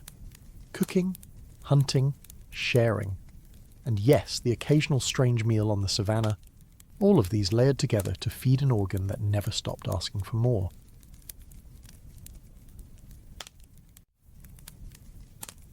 What were elephants doing high on iboga, and did humans copy them? In the dense rainforests of Central Africa grows a small shrub called Tabernanthe iboga. Its roots contain a potent alkaloid called ibogaine, a compound capable of inducing intense visions, altered bodily sensations, and in high doses, severe toxicity. Today it is most widely known through ritual use in Gabonese initiation practices, but Norman Ohler and a handful of ethnographers have pointed out that long before humans were experimenting with iboga, elephants may have been digging up and consuming the roots themselves. Accounts from forest communities describe elephants seeking out iboga during certain seasons, tearing up the earth with their trunks and consuming quantities of the bitter plant. The behaviour is not random. Elephants appear to chew and then enter a state of unusual stillness, swaying gently, as though under the influence. Observers have debated whether this is intentional intoxication or accidental foraging, but the pattern recurs often enough that it has become part of local ecological knowledge. And when animals as large and intelligent as elephants experiment with psychoactive plants, it forces us to rethink human uniqueness. Curiosity about chemical states is not confined to one species. For hominins living near or within these forests around 1 million years ago, such behaviour would not have gone unnoticed. Elephants were central to the environment, not just as prey, but as ecosystem engineers. Their trails carved through vegetation, their dung spread seeds, and their sheer size shaped the landscape. If early humans watched elephants dig for roots and then enter altered states, they might have been tempted to try the same substance. Foraging was never about eating only the safe and familiar. As we saw with mushrooms, experimentation was part of survival. A root chewed by elephants might have seemed a signal of edibility, even if the outcome was unpredictable. The possibility that iboga entered the human story this way remains speculative, but it rests on an ecological truth. Humans often learn what is edible or medicinal by observing other animals. Chimpanzees eat bitter piths that function as natural antiparasitics. Birds consume clay to neutralize toxins in seeds. The line between food and drug in such behaviors is thin, and hominins were part of this continuum. If iboga exposure began with imitation of elephants, it would not be the first or last time our species copied animal foraging strategies. What makes iboga particularly interesting in the human evolutionary timeline is its intensity. Unlike psilocybin, which tends to produce shorter-lived alterations, ibogaine can sustain visions and disorientation for many hours. Even small doses produce strong bodily effects: nausea, slowed coordination, and dreamlike imagery with eyes open. This raises a question not just about why early humans might have tried it, but whether such experiences shaped their relationship to the forest around them. Did iboga make the jungle feel alive with agency? Did it turn ordinary landscapes into realms of significance? We cannot know, but it is worth asking why such powerful plants persisted in human interest for so long. The archaeological record cannot show us a fossil of iboga chewing, so here we must rely on analogy and modern ethnobotany. What we do know is that humans in Central Africa have used iboga for centuries at minimum, perhaps millennia, and they often tell myths linking the plant to animals who first discovered it. Elephants remain prominent in these tales, not as symbols but as active participants in transmitting knowledge. Even if the details are mythologized, The underlying suggestion that humans watched animals and learned chemical lessons fits with everything we know about how foragers engaged with ecosystems. The elephant's route, then, may be less about a single chemical event in prehistory and more about the larger pattern that our species' path through evolution was shaped by curiosity not just toward calories, but toward substances that changed how the world was perceived. Elephants eating iboga remind us that altered states are not alien intrusions into nature. They are woven into the behaviours of many species, and humans, ever the watchers and imitators, could hardly have resisted. Whether iboga shaped our evolution is an open question, but its presence in the forests and its allure to giants of the animal kingdom suggests it was always there, waiting to be noticed. When we linger a little longer on iboga, we begin to see how unusual it is compared to most other plants in the hominin environment. Many edible roots provided starch or mild medicinal qualities, but iboga stood apart for the intensity of its alkaloids. This meant that any early encounter would likely have been memorable, whether pleasant, confusing, or frightening. Unlike tubers or nuts, iboga could not become a daily staple. Instead, it was something extraordinary, a plant that demanded respect. That very difference may have carved out a niche for it in the lives of those who dared to experiment. Consider how foraging groups often built a catalogue of the land's resources, passing down knowledge orally through generations. A plant that caused hours of dizziness or vivid dreams would not be easily forgotten. Even if some members of a group reacted badly, others might have seen visions or felt a surge of energy that was interpreted as meaningful. In that sense, iboga may have entered the forager's mental map not as food, but as a marker of power. Observing elephants return to the plant at intervals could have reinforced this perception, suggesting that the root was not merely edible but special, reserved for moments of need or curiosity. This raises another subtle possibility, that iboga did not have to be consumed often to matter. If it was tried only rarely, it could still have left a cultural imprint. In evolutionary terms, occasional encounters with powerful plants may not alter genes directly, but they can alter traditions, practices, and the shared stories that knit small groups together. In the deep past, where myths and ecological memory were not separate categories but part of daily life, a route that made one feel both ill and visionary could have influenced how people talked about the land, the animals, and themselves. Modern accounts from Gabon and Cameroon describe iboga as a teacher plant, one that helps initiates face their fears, recall memories, and enter dreamlike states while awake. These practices cannot be directly mapped back to 1 million years ago, but they remind us of the continuity of human curiosity. The endurance of iboga traditions into the present shows that the plant has long held a place in the repertoire of substances that mediate between body, mind, and environment. If elephants once introduced humans to iboga, the legacy of that encounter may have outlasted countless other forgotten experiments with leaves, berries, and roots. In the end, iboga invites us to imagine hominins not only as hunters and toolmakers, but as experimenters with chemistry. Just as fire changed diets and stone reshaped landscapes, plants like iboga added another dimension to the story, one where the forest itself offered substances that could twist perception, stir the body, and leave behind an indelible impression. Whether or not it steered evolution, it certainly reminded our ancestors that survival was not just about finding enough to eat, but about learning when to approach, when to avoid, and when to dare the unknown. What if the real story of becoming human was not about sudden sparks of genius, but about weather that refused to stay steady? Around 3,700,000 years ago, the African continent began to enter a period of greater environmental variability. Lakes swelled and then dried, rivers shifted, grasslands spread, and then retreated into woodlands. The backdrop of human evolution was not a stable stage, but a shifting one, with the scenery changing every few tens of thousands of years. This is the central idea behind what has been called the variability selection hypothesis, that it was not one type of environment that shaped us, but rather the constant need to adapt to new ones.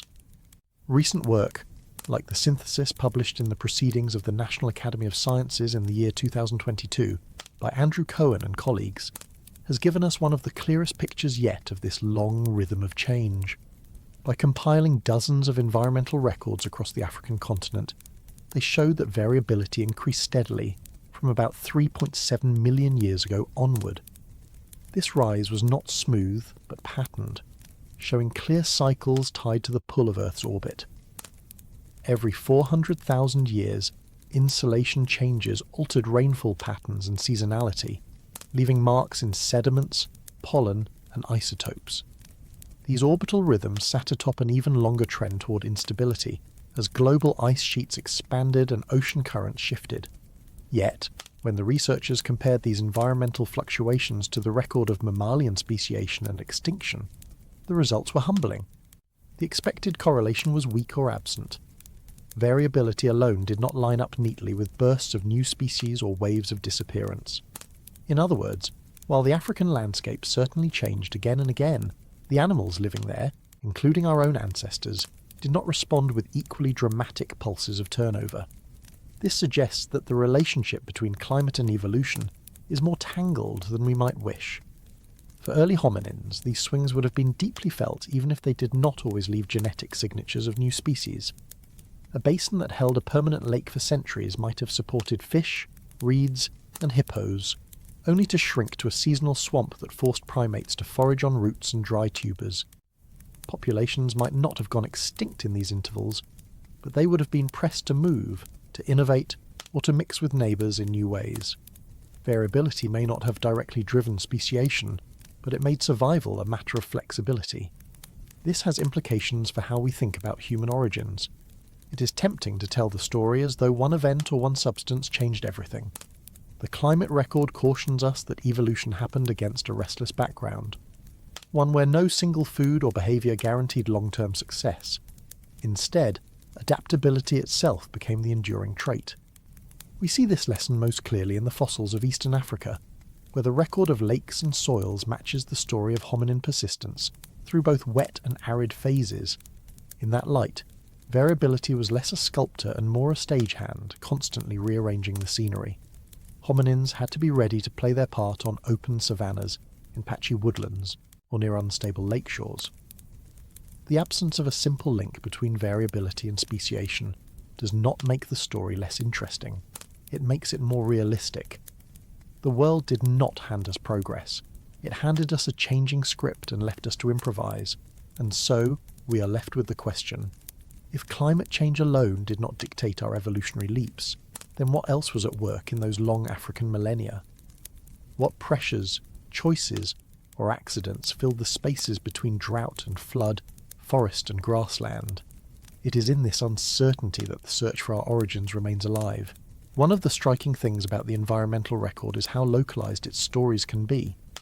A dry spell in the Turkana Basin might not coincide with drought in the Rift Valley further south, and yet both show evidence of change layered into their sediments. This means that hominin groups moving across the landscape would not have encountered a single African climate, but a patchwork of shifting mosaics. A corridor that was grassy savanna in one century might turn into thorn scrub or patchy woodland in the next.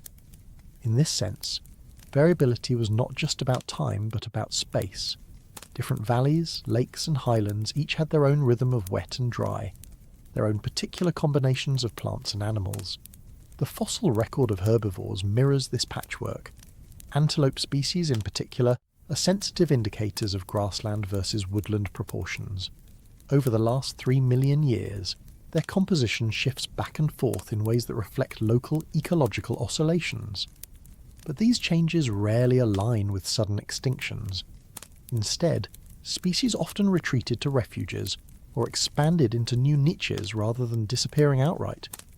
This resilience hints that variability acted less as a hammer and more as a sieve, rewarding versatility rather than favouring complete replacement. For hominins who lacked hooves, horns or wings, versatility may have meant dietary breadth, cooperative foraging and mobility. Another detail from the climate reconstructions is the role of orbital cycles. The 400,000-year rhythm linked to Earth's eccentricity shows up clearly in lake and soil records. To imagine its impact, think of generations of hominins who lived during wetter phases with reliable water and dense vegetation. Thousands of years later, Their descendants faced more erratic rainfall, rivers that vanished seasonally, and harsher dry seasons. Over evolutionary time, this repeated training in unpredictability could have left a cultural legacy as well as an ecological one. Stories, practices, and survival strategies may have been passed down not because conditions were stable, but precisely because they were not. It is also worth noting what the fossil and environmental datasets cannot yet tell us. Gaps in sampling mean that many subtle shifts are invisible. Small-scale adaptations like changes in behaviour or local population movements do not always leave signatures in bones or pollen. Hominins may have responded to variability through social changes, migrations, or tool innovations that are still hidden from us. In this way, the climate record becomes a canvas of broad strokes rather than a finely detailed painting. The big swings are visible, but the lived experience remains partly out of reach. This does not lessen the importance of variability as a concept. Instead, it sharpens the mystery. Climate was clearly a restless companion in our story, but the connection between shifting skies and shifting species is more nuanced than a direct cause and effect chain. It suggests that to understand why hominins survived and evolved, we need to look not only at the climate itself, but at the strategies of flexibility, mobility, and improvisation that allowed them to navigate it. That balance between ecological backdrop and human ingenuity may be where the true story of our survival lies. How close did our species come to disappearing before the story had even begun? Genetic evidence suggests that sometime between 200,000 and 70,000 years ago, Homo sapiens passed through a bottleneck so narrow that the global population may have shrunk to just a few thousand individuals, perhaps as few as 1,500 breeding adults. To imagine the scale of this fragility, picture the entire future of humanity balanced on a community smaller than a modern village. Every language, every technology, every idea yet to come depended on the survival of this threadbare lineage. The reasons for such a bottleneck are still debated. Some argue that climate stress played a role. Africa during this period was no stranger to shifting conditions, with oscillations between wet phases that swelled lakes and rivers and arid intervals that turned landscapes into deserts. Droughts could have fractured populations, isolating groups in ecological refuges such as the Ethiopian highlands, the Rift Valley lakeshores, or the coasts of southern Africa. In such refuges, survival would have been precarious, relying on patchy resources and the ability to innovate quickly. Other hypotheses look to volcanic catastrophes or disease outbreaks, but the evidence is mixed. The famous eruption of Mount Toba about 74,000 years ago once seemed like a neat explanation for a population crash. But more recent studies suggest that the demographic squeeze of our species began earlier and cannot be pinned on a single eruption. Instead, it appears that multiple pressures over tens of thousands of years gradually funneled our numbers down. The bottleneck was not an abrupt cliff, but a narrowing canyon, through which only the most adaptable groups passed. Living in such small populations carried its own risks. Inbreeding could have weakened resilience, making individuals more vulnerable to disease or genetic defects. Small founder groups often face what biologists call drift, the random loss of genetic diversity simply because there are too few people to carry all the possible variations. The fact that we emerged on the other side of this period with enough diversity to thrive is remarkable. It suggests that either survival refugees were more numerous than we think, or that gene flow between them occasionally reconnected the strands. In such precarious circumstances, any factor that gave a survival edge might have been decisive. Reliable food sources, cooperative social networks, and technological ingenuity would all have mattered. Some speculative voices, like those inspired by the stoned ape hypothesis, even wonder if encounters with psychoactive plants and fungi offered occasional advantages, whether through encouraging group cohesion, easing conflict, or stimulating creative problem-solving. We cannot prove such claims, but within the fragile ecology of bottleneck populations, even minor edges could ripple outward across generations. The genetic bottleneck reminds us of how contingent our survival was. The humanity we know today is the descendant of a population so small that chance alone could have erased it. When we think about our species' later expansion across the globe, we should not forget this earlier moment when existence balanced on the edge of disappearance. The bottleneck is a sobering reminder that evolution is not a story of inevitability. It is a story of narrow escapes, fragile refuges, and the persistence of groups who found ways, through environment, through ingenuity, perhaps even through strange meals from the landscape, to carry the lineage forward. When we follow the thread of this bottleneck more closely, it becomes clear that it was not just a genetic event but also an ecological one. To persist in landscapes that could swing from lush to barren within the span of a few generations, Homo sapiens had to learn how to squeeze sustenance out of marginal habitats. Archaeological traces from coastal South Africa hint that some groups turned to the sea, gathering shellfish, seaweed, and even birds' eggs when inland resources failed. Inland, small game, hardy tubers, and drought-resistant seeds may have filled in gaps. These were not glamorous meals, but in the arithmetic of survival, every calorie counted. Another overlooked feature of small populations is the fragility of knowledge itself. When only a few hundred individuals carry a tradition, a single lost elder or an interrupted migration can erase skills that took centuries to develop. Fire-making techniques, plant lore, or seasonal tracking could vanish in a single unlucky generation. Yet, the fact that our ancestors endured suggests that some knowledge systems were maintained and passed on with extraordinary care. This highlights the role of memory, storytelling, and teaching long before writing existed. The bottleneck was not only about genes, but about cultural bottlenecks, what information was preserved and what was forgotten forever. There is also a geographic dimension to consider. Genetic signals imply that refugees were scattered, perhaps separated by hundreds of kilometres of uninhabitable terrain. For groups to reconnect across such barriers required mobility and persistence. Occasional contact may have allowed genes, tools, and ideas to flow between populations, keeping diversity alive. The archaeological record sometimes shows sudden shifts in tool styles or resource use, which may reflect these rare exchanges. A piece of stone technology turning up far from its usual region is not just an artifact, it is a clue that even in hard times, humans reached beyond their immediate circles. Modern comparisons can help us imagine the scale of this fragility. Conservation biologists warn that animal species often decline rapidly once populations dip below a few thousand individuals, as the loss of genetic variability makes them more vulnerable to disease or climate change. By those standards, Homo sapiens should have been on the brink of collapse. That we were not may speak to the unusual flexibility of our species. Social bonds, shared child rearing, and cooperative foraging may have provided buffers that numbers alone could not guarantee. Reflecting on this period, we are reminded that survival was not assured. For tens of thousands of years, the existence of Homo sapiens was an open question. That we emerge from such scarcity to later transform the planet is one of evolution's great paradoxes. The might of billions today rests on the narrow survival of a population that could have vanished without leaving a trace. What if the first time an early human felt the ground shift beneath their feet in a state of strangeness? They were not alone.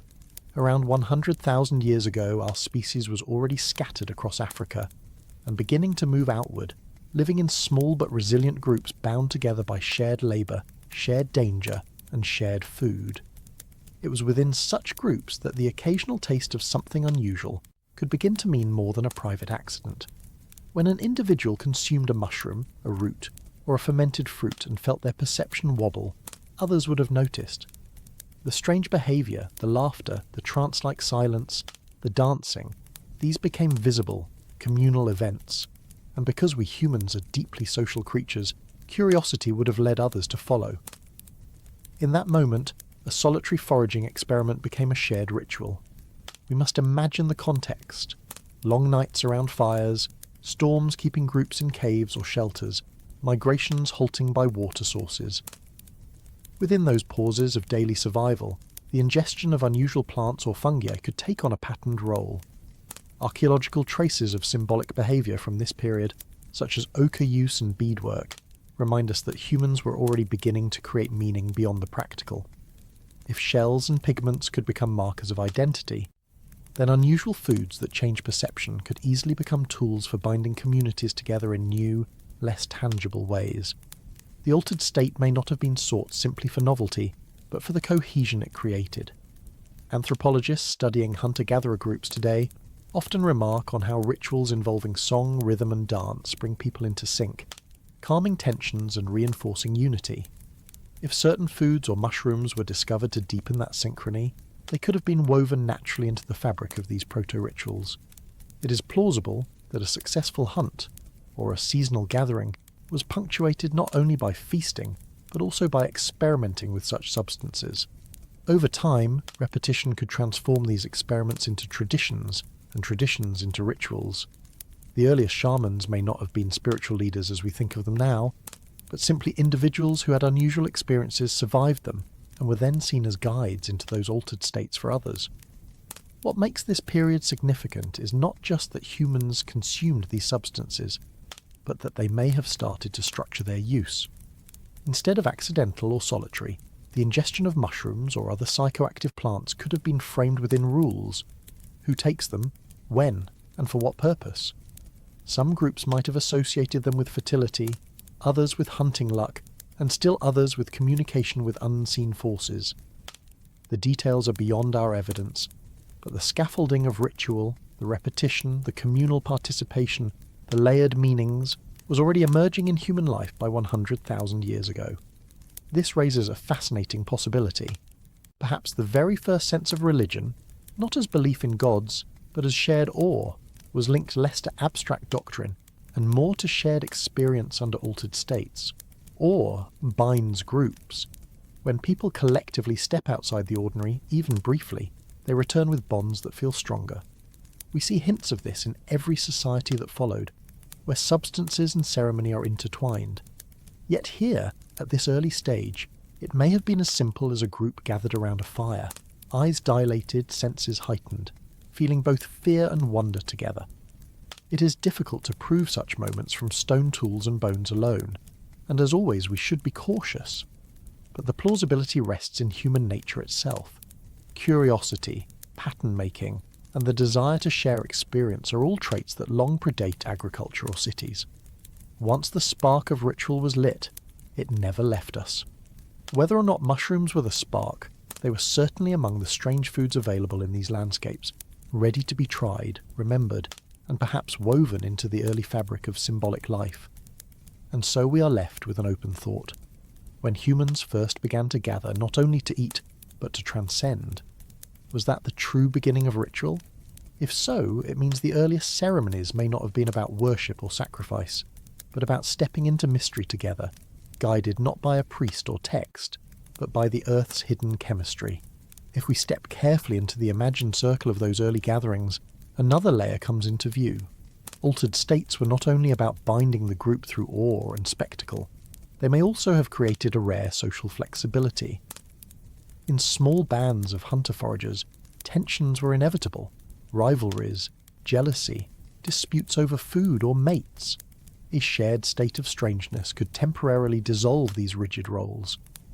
The stern elder might laugh uncontrollably, the confident hunter might stumble into silence, the timid youth might suddenly speak with authority.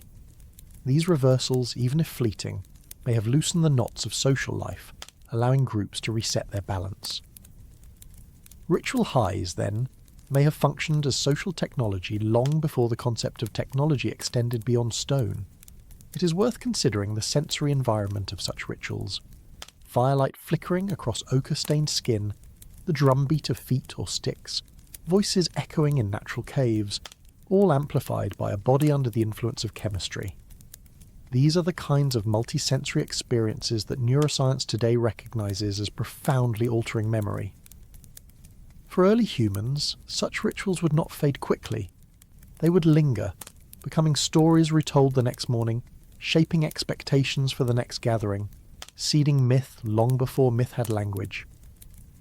When groups returned to certain spots, riverbanks, caves or glades, they may have remembered not only the food and shelter those places provided, but also the uncanny experience of having felt other. Landscape itself could become sacred through the layering of these repeated extraordinary encounters. Some anthropologists have suggested that the origins of leadership may be tied to these moments. Not leadership in the hierarchical sense we know later, but in the subtler sense of who guided others into and out of unusual states.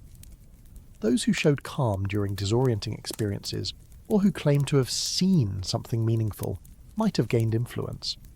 This would have been a fragile form of authority, but it points to how social structures can emerge from shared inner experiences. In this view, the first ritual highs were not only proto-religious, but also proto-political, shaping dynamics of trust, charisma, and cohesion. The archaeological record will likely never show us direct traces of such moments, yet indirect hints remain. The choice to collect pigments, to string shells, to mark bodies with adornments suggests humans were already comfortable with the idea that the ordinary world could be modified, enhanced, or symbolically reimagined. In that light, the use of psychoactive plants or mushrooms seems less like an anomaly, and more like a natural extension of the same tendency, the refusal to settle for the purely practical. A root could be food, but also medicine, but also a pathway into vision. A mushroom could be sustenance, or poison, or portal. Perhaps the most striking thought is that these early rituals may not have been about answers at all, but about questions. They were ways of stepping together into uncertainty and coming back with stories. In that sense, ritual highs were less about escaping reality, and more about enlarging it, reminding early humans that the world was not just what they could see in daylight, but something stranger, layered, and shared. That reminder has followed us ever since. What if the great difference between us and our closest cousins was not in the cut of a tool or the shape of a skull, but in how we chose to alter the ordinary? Around 50,000 to 40,000 years ago, the world held more than one kind of human. Neanderthals endured across Europe and Western Asia, skilled hunters with sturdy builds, capable of surviving harsh winters and shifting climates. They crafted tools, wore hides, and made use of fire. Yet something subtle may have separated their path from ours, the willingness to experiment with substances that changed perception. Writer Norman Ohler has suggested that Neanderthals may have been too sober for their own survival, while Homo sapiens leaned into experimentation with plants, fungi, and fermented foods. It is a provocative thought, not one that rests on hard evidence, but on patterns that anthropology has shown us again and again. Groups that find ways to expand the imagination, through song, art, rhythm, or chemistry, often leave behind deeper symbolic traces. By the time sapiens were expanding through Africa and into Eurasia, their willingness to test the limits of body and mind may have given them a cultural fluidity that Neanderthals never quite matched. To picture this difference, imagine two evening fires. Around one, a Neanderthal group huddles close, conserving energy, following routines that had worked for generations. Their lives were built around pragmatic survival, meat from the hunt, skins for warmth, tools to cut and scrape. Around the other, a sapiens band sits not only with food, but perhaps with odd roots or mushrooms gathered earlier in the day. They may sing, laugh, or sink into reverie together, turning the fire into a stage for shared strangeness. The comparison is simplified, of course, but it reflects a possibility. One group repeated the known, while the other nudged at the unknown. The archaeological record hints at these contrasts without giving us certainty. Neanderthal sites show remarkable survival skills, but relatively limited evidence of symbolic play during this late period. By contrast, sapiens were producing ornaments, pigments, and early musical instruments. Could altered states have reinforced these practices, making experimentation itself a survival trait?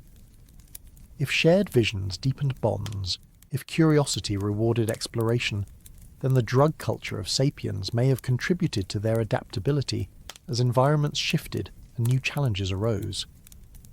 We should be cautious not to reduce this to a tale of superiority. Neanderthals thrived for hundreds of thousands of years without needing such practices. But when climates swung wildly and competition with other humans grew fierce, perhaps their steadiness became a limitation. Sapiens' occasional willingness to step outside sober routine may have opened cognitive and cultural doors that Neanderthals left closed. This does not make one species better than the other. It only shows how survival sometimes favours risk, even risky curiosity. In this view, the disappearance of Neanderthals may not only be a story of climate stress or dwindling resources, it may also reflect a divergence in cultural willingness. One species cautious, the other willing to taste, try and dream. That willingness, fragile and strange, may have tipped the balance toward the future we inherited. When we weigh this idea more carefully, it is not about claiming that Neanderthals lacked imagination altogether. They buried their dead, they shaped tools with care, and they endured in some of the harshest conditions our planet could throw at them. But ritual intoxication, if sapiens had begun to weave it into group life by this time, may have represented a different kind of cultural glue, one that created narratives not tied only to survival, but to transformation. The gathering around intoxicants can foster shared memory, inside jokes, visions told and retold, until they form a common mythology.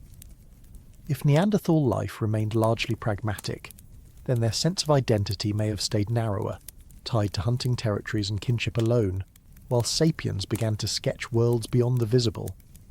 Archaeologists have long noticed that symbolic artifacts from Neanderthal sites are comparatively rare and tend to appear later, perhaps even through contact with our own ancestors. By contrast, the flourishing of ornaments, pigments, and instruments among sapiens suggests a cultural energy pushing outward. If psychoactive plants and fungi helped intensify such expression, then this difference could have mattered deeply. Altered states can make landscapes feel enchanted, turning an ordinary tree into a landmark or a cave into a portal. Groups who shared those altered perceptions might return to the same places, reinforcing bonds with the land itself. Such patterns could have made sapiens more mobile, more experimental, and more adept at weaving diverse habitats into their way of life. There is also the question of adaptability. A community willing to consume strange plants is, by definition, a community willing to take risks. Most experiments would have ended in disappointment or illness, but occasionally the outcome would be beneficial, discovering new medicines, tolerable foods, or ritual experiences that bonded the group. Over millennia, this culture of curiosity may have created a feedback loop, where the expectation of novelty itself became a survival tool. If Neanderthals, by contrast, relied on strategies that had already worked for thousands of years, they may have been less inclined to gamble on the unknown. In a stable world, this conservatism would be wise. In a rapidly shifting Ice Age environment, it might have been dangerous. Of course, we must recognise the limits of our evidence. No direct traces of mushroom use or plant intoxication have been uncovered for either group at this timescale. What we have are hints and analogies, combined with patterns observed in recent human cultures. The hypothesis that Neanderthals were too sober for the future remains speculative, but it is a speculation rooted in a real question. Did willingness to court altered states influence not just how we lived, but who ultimately remained to tell the story? Why would ancient artists paint mushrooms sprouting from the bodies of shamans? Around 7,000 years ago, in what is today the arid Tassili Nadja plateau of Algeria, hunter-gatherers left behind some of the most intriguing rock art on Earth. These images, etched and painted on sandstone walls, show figures with insect-like features, animal masks, and in certain cases clusters of mushrooms connected to their limbs or held in their hands. One famous painting depicts a tall, humanoid figure with what seem to be mushrooms radiating from the body, as if growing out of the flesh itself. Another shows smaller human forms holding mushroom-like objects, arranged almost ceremonially.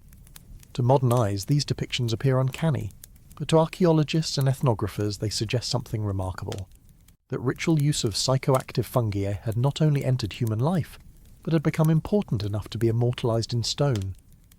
To appreciate this art, it is useful to remember the environment. 7,000 years ago, the Sahara was not yet the vast desert we know. It was greener, dotted with lakes, grasslands, and herds of animals. Early pastoralists lived there, herding cattle, gathering wild plants, and painting the walls of their shelters with vivid scenes of daily and spiritual life. Among the cattle and hunters, the mushroom figures stand out. They are not incidental decorations, but deliberate, repeated motifs. The implication is that mushrooms held symbolic weight, perhaps as tools of trance, transformation, or communion with non-human forces. What makes these images even more compelling is how they echo patterns seen across many cultures separated by vast distances. In Siberia, shamans are often associated with fungi like the red Amanita muscaria. In Central America, carved stones and codices show mushroom-headed figures linked to ritual practice.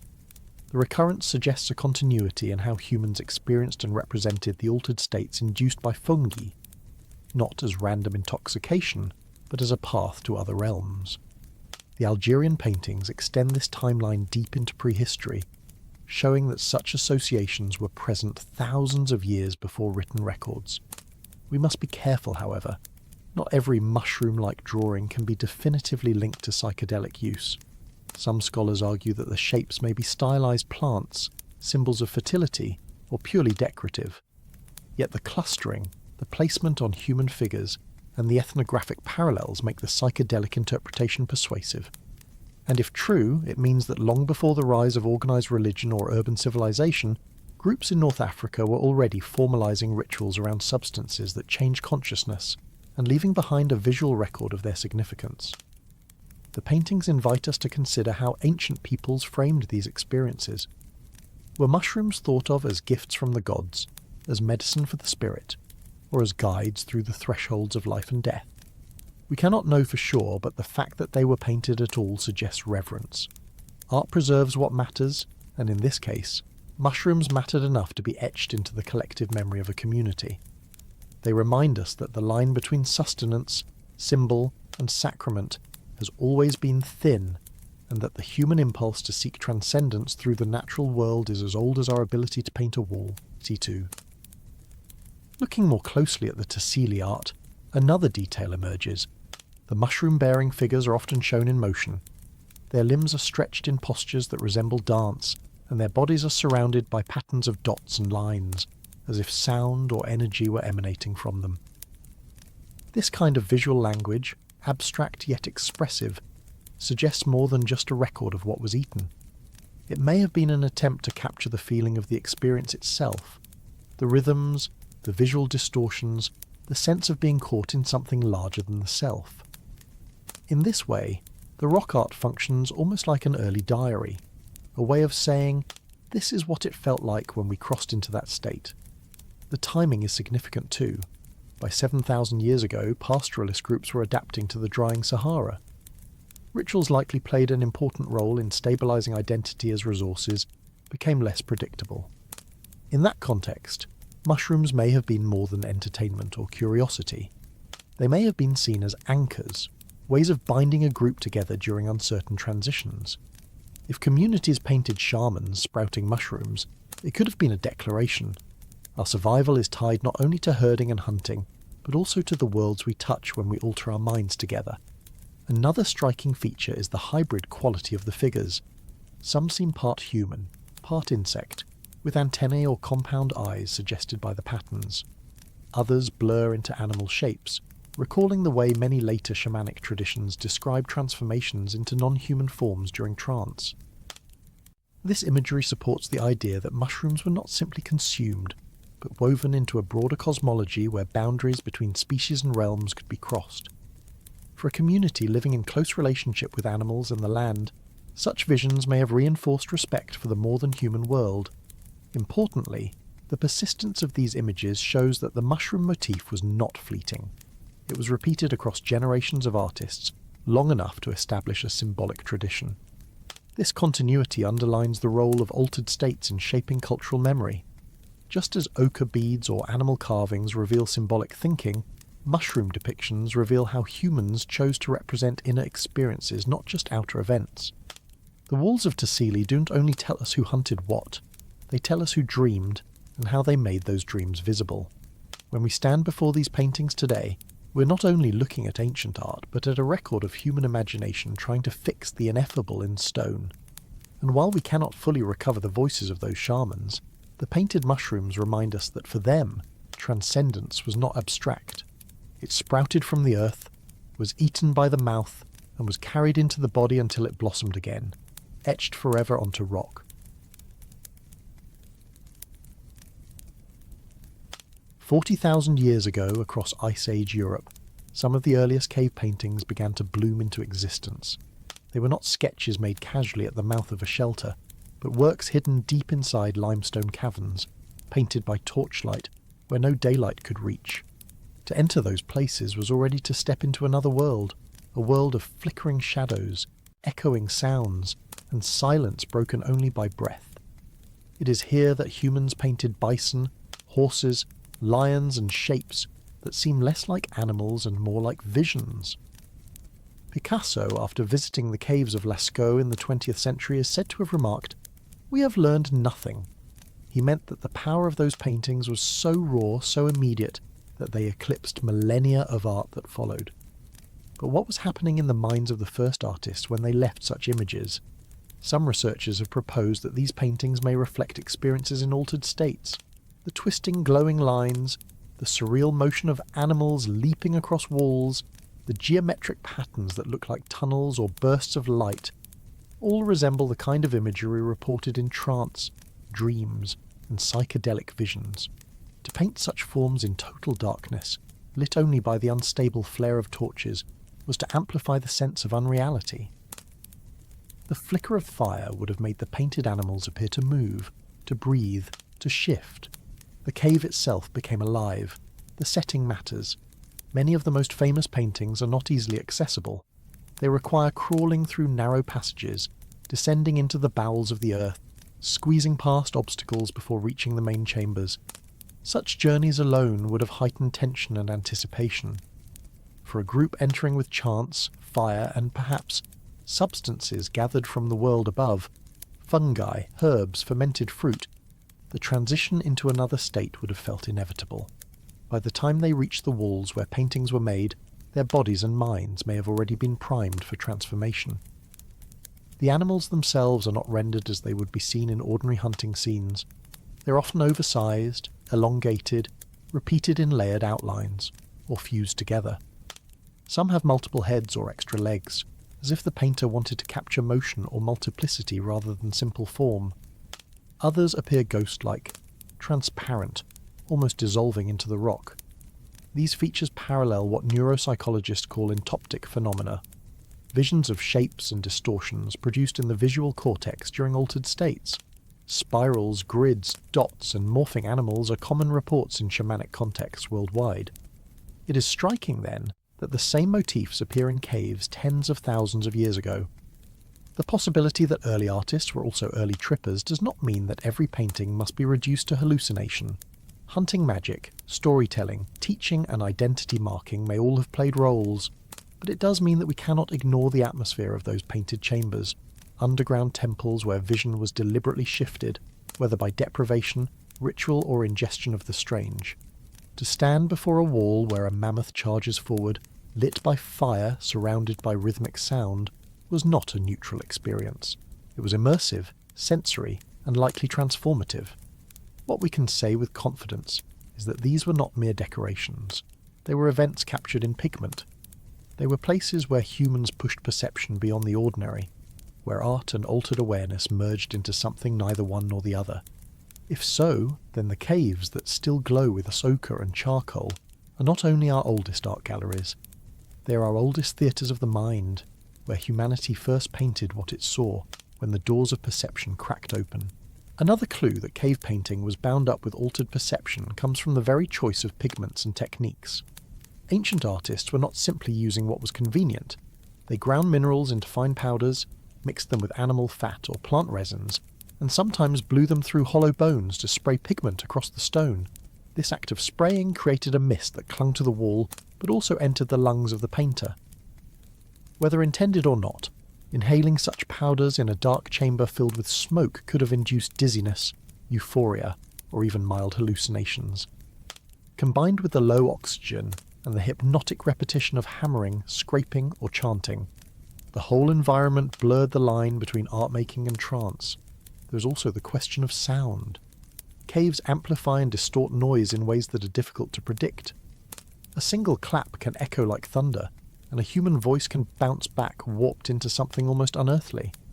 Archaeologists who have studied the acoustics of painted caves in France and Spain found that the densest clusters of art often appear in areas with the strongest echoes. It is as if the walls themselves were chosen because they seemed alive, responding to sound, guiding the painter toward resonance. Imagine chanting, drumming, and seeing. The walls respond with images that seem to glow and pulse. For people living 40,000 years ago, this was no metaphor. It was experience. What these early experiments tell us is that art was not isolated from ritual. It was embodied, collective, and sensory. The cave was a stage where every sense could be bent: sight through firelight and pigment, hearing through echoes, breath through smoke, touch through rough stone, and mind through exhaustion or intoxicants. To step into that stage was to step out of ordinary time. When we look back at those paintings today, we often view them in sterile museum reproductions or glossy books. We forget the claustrophobia of crawling into darkness, the heat of torch smoke, the trembling of voices inside stone corridors. To the people who made them, these were not images but encounters. And perhaps this is the deeper point. Whether or not psilocybin or other substances were directly involved, the cave environment itself functioned like a psychedelic. It altered the chemistry of the brain through stress, awe, and sensory overload. It carried people to a threshold where images came alive and animals spoke.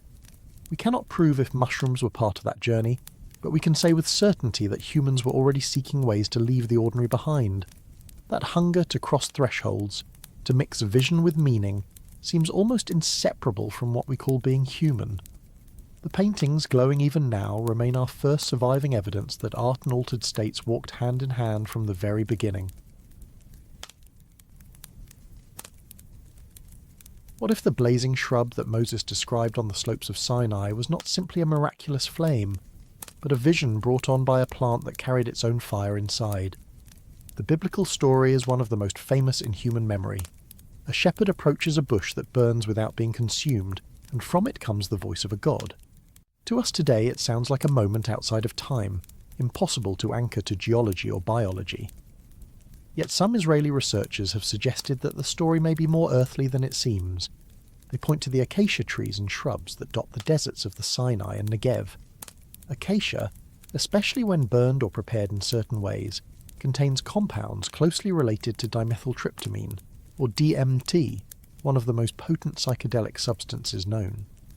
The idea is startling, that the burning bush was not simply fire but chemistry, and that Moses may have stood in a cloud that bent his vision toward the divine. To understand the context, we have to imagine the Sinai desert more than 3,000 years ago. Sparse rainfall, wide valleys, and scattered thorn trees provided little comfort to herders and wanderers. The acacia was one of the few plants resilient enough to survive such dryness. Its wood was dense and burned with an unusual intensity, while its resin carried a distinctive fragrance. For pastoralists, burning such wood for warmth or ritual would not have been rare. What they may not have understood in a chemical sense was that inhaling the smoke could alter perception. Modern laboratory work confirms that acacia species in the region contain alkaloids with psychoactive potential. Alone, they may not induce strong effects, but combined with other plants or under conditions of fatigue, fasting, and stress, the smoke could have produced visions vivid enough to be remembered as encounters with a god. Some anthropologists propose that the power of the burning bush story lies not in its uniqueness, but in its familiarity to those who lived it. In desert societies, where survival often depended on endurance and trust in unseen forces, altered states may have served as proof that the divine was real and present. The vision of a fire that does not consume could have been less about physical observation, and more about the overwhelming impression of seeing light where no ordinary flame should be. For Moses, already in exile, already primed for revelation, the experience could have felt absolute, undeniable, and binding enough to change the course of a people's history. Skeptics point out that we cannot know whether Moses ever existed as described, let alone whether he inhaled DMT-laden smoke. Yet this hypothesis highlights a wider truth. Across cultures, from Siberia to the Amazon, sacred plants and altered states are woven into the fabric of prophecy and myth. The Israelites, emerging from the crucible of desert wanderings, may have been no exception. If the burning bush was indeed an acacia releasing psychoactive fumes, then what we remember as divine command might also be remembered as humanity's continuing dance with the chemistry of the natural world. It is tempting to dismiss this as reducing the sacred to the chemical, but perhaps it is the opposite. Chemistry does not erase mystery. It explains how the natural world itself can be the source of awe. Whether or not Moses breathed in molecules of DMT, The story reminds us that ancient people did not separate the spiritual from the physical. The desert, the flame, the tree, and the vision were all one. What remains for us is the haunting possibility that some of humanity's most enduring revelations were sparked not only by faith, but also by the properties of plants rooted in the soil. If we place the story of Moses in the broader cultural landscape of the Late Bronze Age, another layer comes into view. This was a world where neighbouring peoples, from the Canaanites to the Egyptians, were deeply familiar with ritual smoke. Incense made from frankincense and myrrh was traded along vast caravan routes, prized not just for its scent but for its ability to create a boundary between ordinary life and sacred ceremony. In this context, the burning of acacia would not have been unusual. What would have set it apart was the way its smoke affected the body and mind. Unlike incense that calms or soothes, acacia could agitate, overwhelm, or transport. For a figure like Moses, leading a people through the stark emptiness of Sinai, a vision from such smoke might have been received not as personal hallucination, but as a collective sign, evidence that even in the wilderness the divine had not abandoned them. One detail in the biblical narrative often overlooked is Moses' reaction. He hides his face, afraid to look directly at the vision. This reflex of awe mixed with terror echoes countless reports from cultures where entheogens play a role. People describe their encounters as both beautiful and overwhelming, moments where the human sense of control collapses. Such accounts may suggest that the burning bush episode, whatever its literal basis, was framed by the psychological reality of an altered state. It was not simply seeing something extraordinary, but being overcome by an intensity that demanded interpretation as sacred. There is also the question of continuity. Acacia wood appears again and again in Israelite ritual prescriptions. The Ark of the Covenant, the holiest object of the wandering tribes, is said to have been built of acacia. Altars were to be constructed from it. This could be a matter of practical availability, acacia was common in the desert, but it may also reflect an inherited awareness of its unusual qualities. If the first encounter with God had been mediated through the burning of such wood, later generations may have preserved its use in sancta as a way of maintaining that link. The tree itself became a reminder of encounter, a living material memory. To approach this story as historians or scientists is not to drain it of meaning.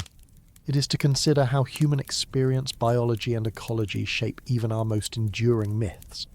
If Moses' vision was sparked by the chemistry of a desert plant, then it joins a long line of moments where nature's molecules helped script the sacred.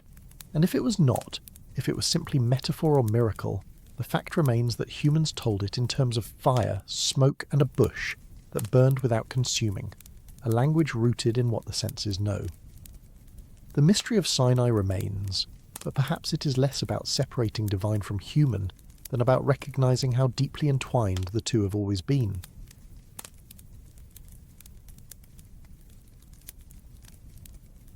How many gods were born in smoke, in spores, or in cups filled just a little too generously? Across the long centuries of antiquity and the medieval world, faith was rarely a sober affair.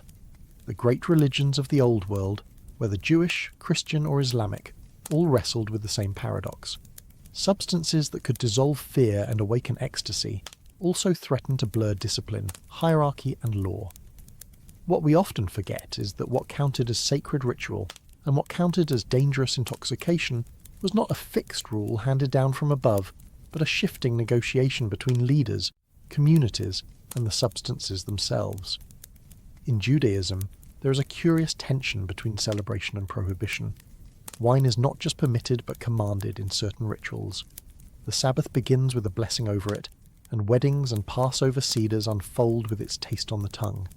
Yet alongside this affirmation is the story of Nadab and Abihu, the sons of Aaron, who were struck down for bringing strange fire into the tabernacle, an episode many interpreters link to intoxication. This duality appears again in the festival of Purim, a holiday rooted in survival against annihilation, where celebrants are told to drink until they cannot distinguish between blessing Mordecai and cursing Haman. Such prescriptions are more than curiosities. They reveal a recognition that altered states, whether through alcohol or perhaps other substances, could blur moral distinctions in ways both dangerous and strangely holy. Christianity inherited and transformed this ambiguity. From its earliest days, the Eucharist, the breaking of bread and the sharing of wine, stood at the centre of its worship. The wine was not a casual drink, but a sacrament, a symbol of divine blood, a mystery that made the intoxicating cup into the holiest object imaginable. Yet this sacred embrace carried anxiety. To drink too much or outside the ritual frame threatened scandal. The letters of Paul already warn against drunkenness in Christian gatherings. Over the centuries, councils and theologians refined boundaries. Wine as Christ's blood was sacred, wine at a feast was permissible, but wine as personal excess was condemned. The paradox was inescapable. The very substance that lifted hearts in church could ruin bodies in the tavern. Islam too struggled with this divide, though in a sharper key.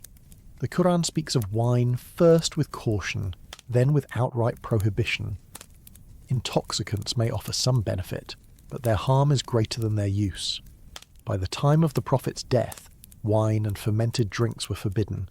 And yet, within the folds of Islamic spirituality, intoxication found another route. The Sufis, mystics devoted to union with the divine, spoke of wine constantly, not in their cups, but in their poetry. Rumi's verses spill over with metaphors of drunkenness, of losing oneself in the tavern of God. These were not calls to literal drinking, but acknowledgments that the language of intoxication was the best way to describe the loss of self in divine love. And even here, history records rumours that some Sufi orders may have experimented with substances, hashish above all, that blurred the line between metaphor and practice. What we see across these traditions is not a neat division between sacred sobriety and profane indulgence, but a long debate about where ecstasy belongs. Ritual allowed for a controlled intoxication, the Passover wine, the Eucharistic chalice, the Sufi metaphor of the cup. Outside those boundaries, intoxication was disorderly, a threat to authority. The very same altered state could be holy in one setting and sinful in another. This double standard is less about hypocrisy than about human recognition. People knew that substances could open doors, but doors opened at the wrong time or for the wrong people could lead to chaos. Religion's task became to script when, how, and why one was allowed to drink, smoke, or ingest, and to punish those who crossed the line. In doing so, faith communities kept alive an ancient truth, that the chemistry of plants and fungi was not separate from the chemistry of belief. The gods were not born in smoke and spores, but they certainly spoke more loudly through them. One way to see the role of intoxicants in religion is to follow how language itself bent around them.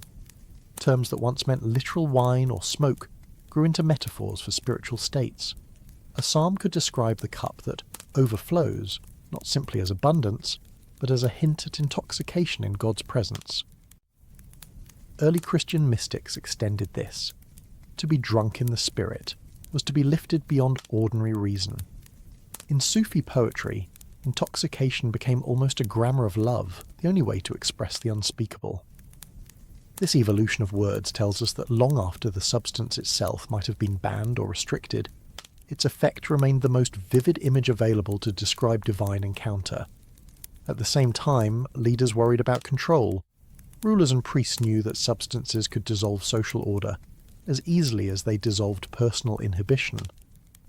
The rabbis of late antiquity set strict guidelines on when and how wine could be blessed, determined not only by piety, but by the fear of disorder. Church councils in the Middle Ages treated drunkenness among clergy as scandalous, a danger to authority itself. Islamic jurists debated endlessly over what counted as an intoxicant. Was fermented honey wine included? What about opium? The principle was simple. Anything that clouded judgment was forbidden. Yet behind these rulings lay the acknowledgement that people kept seeking these experiences regardless of law. We also see a fascinating tension between elite and popular practice. In cities, officials might strictly enforce prohibitions, while in rural areas, people continued long traditions of folk medicine and ritual involving plants, brews, or smokes. Archaeological finds from the Levant and North Africa reveal traces of cannabis, henbane, and opium in ritual contexts, sometimes in graves, sometimes in vessels found near altars. These discoveries remind us that what theologians wrote and what ordinary communities practiced were not always the same. religion as lived experience was often messier, less consistent, and more open to intoxication than the official texts admit. The medieval period also introduced new substances into the mix. The spread of coffee from Ethiopia and Yemen into the wider Islamic world transformed worship and devotion. Here was a stimulant, not an intoxicant, yet its effects on alertness and mood stirred debates remarkably similar to those about wine centuries earlier. Some Sufis embraced it as a gift that kept them awake during night prayers. Others condemned it as suspicious, too close to intoxication. This shows that the boundary between sacred aid and forbidden drug was always porous, shaped less by chemistry than by culture. By tracing these debates, we are reminded that religion has never been separate from the chemical realities of human life. From acacia smoke to Eucharistic wine to Sufi coffee circles, substances have shaped how people reach toward the sacred. The question was never simply whether to partake, but under whose authority, in what setting, and with what meaning. In this tension, gods were imagined, rituals solidified, and communities defined. Imagine the glittering palaces of Bronze Age Crete, their walls painted with dolphins and lilies, their storerooms packed with jars of oil and wine, their harbours busy with ships sailing east to Egypt, west toward Italy, and north into the Aegean. We tend to picture the Minoans, as archaeologists later called them, as a people of art and trade, the first high culture of Europe. But buried within this vision is a stranger suggestion, that some of their wealth, and perhaps their influence, was built on the most ancient drug trade of the continent. Among the finds from Crete are tiny vessels shaped like poppy heads, vessels that likely once held a thickened form of opium mixed with olive oil. This blend, researchers argue, could be drunk, poured, or rubbed into the skin, a Bronze Age narcotic with both medicinal and intoxicating potential. Opium itself comes from the sap of the opium poppy, a plant native to the Mediterranean that flourishes under the hot summers and mild winters of Crete. Farmers learned that when the seed pods were cut and the milky latex dried, it produced a substance that dulled pain, calmed nerves, and carried people into a drowsy, dreamlike state. By the second millennium before the Common Era, poppy cultivation in Crete seems to have been more than a domestic affair. Archaeological traces suggest that the Minoans may have developed a specialty in preparing and exporting this substance, blending it with olive oil to make it easier to transport. In a world before refrigeration and before distillation as we know it, such an innovation would have made opium more stable and more marketable across long sea voyages. This is not simply speculation. Some of the poppy-shaped vessels excavated from Cretan sites still bear chemical residues consistent with opium. Their stylized design, mimicking the swollen capsule of the poppy, is itself a kind of branding, a Bronze Age logo. To hold such a vessel was to know what it contained. And while opium might have been used locally for ritual, goddess figurines from Crete are sometimes crowned with poppy pods, it is hard to ignore the maritime networks of the Minoans. Their ships connected Crete to cultures that prized exotic goods, especially substances with both medical and mystical value. To offer opium alongside olive oil and wine was to sell not just nutrition but escape, relief, and vision. This raises the larger question of how deeply drugs were embedded in the story of Europe's first palatial society. The Minoans left no written texts we can fully read. Their linear script remains undeciphered, so we cannot know what words they used for poppy or opium, but their art and artifacts suggest they saw the plant not as ordinary but as divine. The so-called poppy goddess figurinas with their uplifted arms and crown of seed pods seem to link the substance directly to fertility, life, and perhaps even death. If the goddess herself wore the symbol of the drug, then opium was more than commerce. It was cosmology, and yet commerce mattered. The Minoans' rise coincided with an era of expanding long-distance exchange.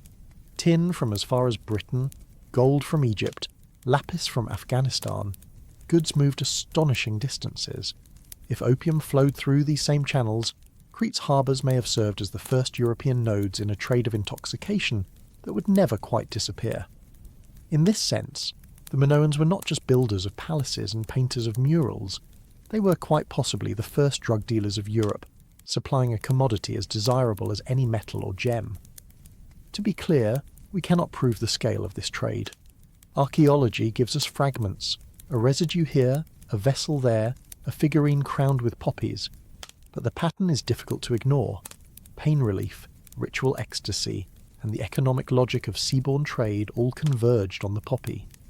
Whether consumed by farmers on Crete, worshippers in shrines, or elites in foreign courts, opium may have shaped the experience of the Bronze Age in ways we are only beginning to imagine. What we do know is that by the time later Greeks looked back, they already associated Crete with both gods and mysteries. Perhaps part of that memory was seeded in fields of poppies, harvested in silence and shipped across the sea. The possibility of a Bronze Age drug economy on Crete also gains weight when we place it alongside other evidence of how Minoan society was organised. These were people who mastered storage and distribution on an unprecedented scale. Archaeologists working at Knossos, Phaistos and other palatial centres have uncovered vast magazines lined with pithoi, the giant jars that once held grain, wine and oil. This was not casual stockpiling but centralised control. Palaces acted like warehouses and redistribution hubs, taking in harvests from farmers and sending them back out in measured portions. If opium-infused oil was part of this system, it could have been carefully rationed or exported in the same way as olive oil itself. Such management would have made the difference between a scattered folk remedy and a commodity with a regional significance. We also have to remember that the Minoans were not isolated experimenters. Across the eastern Mediterranean in this period, societies were already familiar with psychoactive plants. Egyptian texts mention the use of mandrake, blue lotus, and henbane for ritual and medicine. In Mesopotamia, clay tablets record recipes that mix herbs with beer or wine for altered states. Crete sat at the crossroads of these civilizations, and it would have been astonishing if the island's merchants had not noticed the demand for substances that could soothe pain or open the mind. The sea was not a barrier, but a highway, and on that highway, intoxicants were as marketable as metals. Even the collapse of the Minoan world in the 15th century before the Common Era carries a curious echo of this trade. Some scholars argue that natural disasters, earthquakes, and volcanic eruptions destabilized the island. Others point to shifts in trade routes, as mainland powers like Mycenae took over maritime dominance. If opium had indeed been one of Crete's specialties, then losing control of those sea lanes would have undercut their economic base as much as any earthquake. Drugs have always been entangled with geopolitics, and here in the Bronze Age we might see one of the first examples. What fascinates us today is not just the suggestion of an ancient narcotic economy, but the way it complicates our view of civilization. The Minoans are often described as Europe's first high culture, admired for their art, architecture and maritime skill. To add opium to that picture does not diminish their sophistication. It reminds us that what we call civilization has always been built on complex relationships with plants, with pain relief, with ecstasy. The story of Crete, told through poppy-shaped vessels and residues in clay, is another chapter in humanity's long negotiation with the substances that alter perception. Whether as sacrament, medicine or trade good, the poppy was part of the foundation on which the Minoans built their palaces and launched their ships.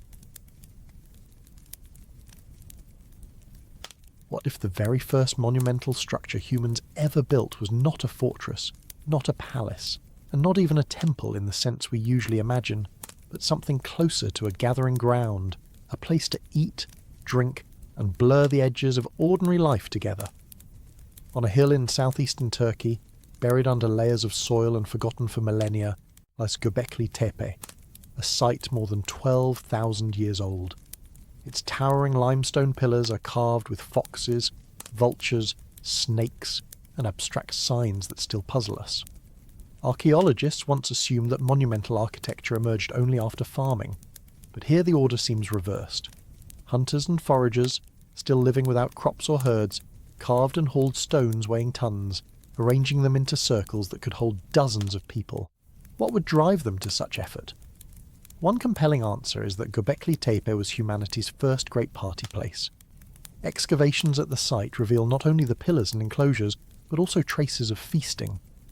Tens of thousands of animal bones, mostly gazelle, aurochs, and wild game, are scattered across the layers. These were not casual meals of a few families, but large gatherings of many groups.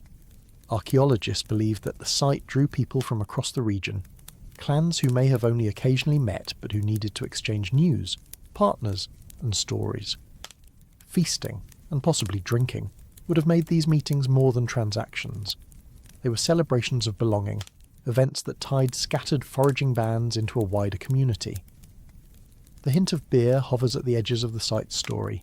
Stone basins, some large enough to hold dozens of litres, have been found nearby, their interiors showing residues of calcium oxalate, a telltale byproduct of brewing. At a time when farming had not yet been firmly established, wild grains were already being collected, ground, and transformed into something that foamed and intoxicated. If beer was indeed brewed here, it may have been among the earliest examples in the world. And it reframes the question of what pushed humans toward cultivation. Perhaps it was not bread that first motivated planting, but beer. A patch of barley or wheat meant not only calories, but the possibility of turning gatherings into revels, of sustaining ritual and alliance through intoxication. What makes Göbekli Tepe particularly striking is the absence of domestic structures. People did not live there. They came, feasted, and left. This separation hints at a site devoted purely to ritual and social performance. The carved animals might not have been deities in the later sense, but symbols of clans, totems that anchored identity in the shared space. To gather around the pillars, under the watchful carvings of predators and birds, would have been to step into a world apart, a circle of meaning. Add the possibility of drink, of wild grain brewed into an intoxicant, and the circle becomes a stage for altered states, for binding strangers into kin, for managing the problem that haunts every small population, inbreeding. By gathering at places like this, exchanging partners, and forging ties, human groups could maintain genetic diversity while also affirming cultural bonds. To call it a nightclub is tongue-in-cheek, but the comparison is not absurd. It was a place where music, dance, food, and perhaps alcohol converged to suspend the ordinary. Unlike later temples built for priests and kings, Göbekli Tepe belonged to a world without palaces. Its pillars were raised by people who still roamed with animals, who carved stone not to guard property, but to create a shared theatre of memory and emotion. We cannot know exactly what was felt there 12,000 years ago, but the traces suggest awe, intoxication, and community, woven together in ways that would shape the trajectory of human culture for millennia to come. The enigma of Göbekli Tepe is not only in its carved stones, but in its timing. 12,000 years ago, the world was emerging from the last glacial maximum. The climate was warming, ice was retreating, and grasslands were spreading where glaciers had once loomed. Human groups were still foragers, but their numbers were growing, and so were their interactions. Sites like Göbekli Tepe seem to crystallize this moment, when small-scale societies began to experiment with scale. Bigger gatherings, bigger monuments, and bigger ideas. The carved enclosures, some 20 metres across, would have required coordination far beyond the daily needs of a foraging band. It suggests that even before agriculture, people were practicing the skills of large-scale cooperation, organising labour, planning logistics, and sustaining collective vision. One way to draw people into such coordinated efforts is through shared celebration. Archaeologists studying the site note that feasting, by its very nature, is an effective social technology. A communal meal requires contributions, creates obligation, and redistributes resources in a way that strengthens ties. The bones found at Göbekli Tepe were not just discarded scraps, but the remains of large-scale butchering and roasting events, many animals killed and consumed together. Such spectacles would have created memories powerful enough to bring people back season after season, a cycle of pilgrimage reinforced by expectation and ritual. The introduction of alcohol into this dynamic magnifies its potential. Even if the evidence for beer brewing at Göbekli Tepe is still debated, the discovery of fermentation residues suggests at least some experimentation with grain beyond simple eating. Fermentation transforms food into something unpredictable. The warmth of alcohol, the altered perception, the collective euphoria. These qualities make drink more than a caloric supplement.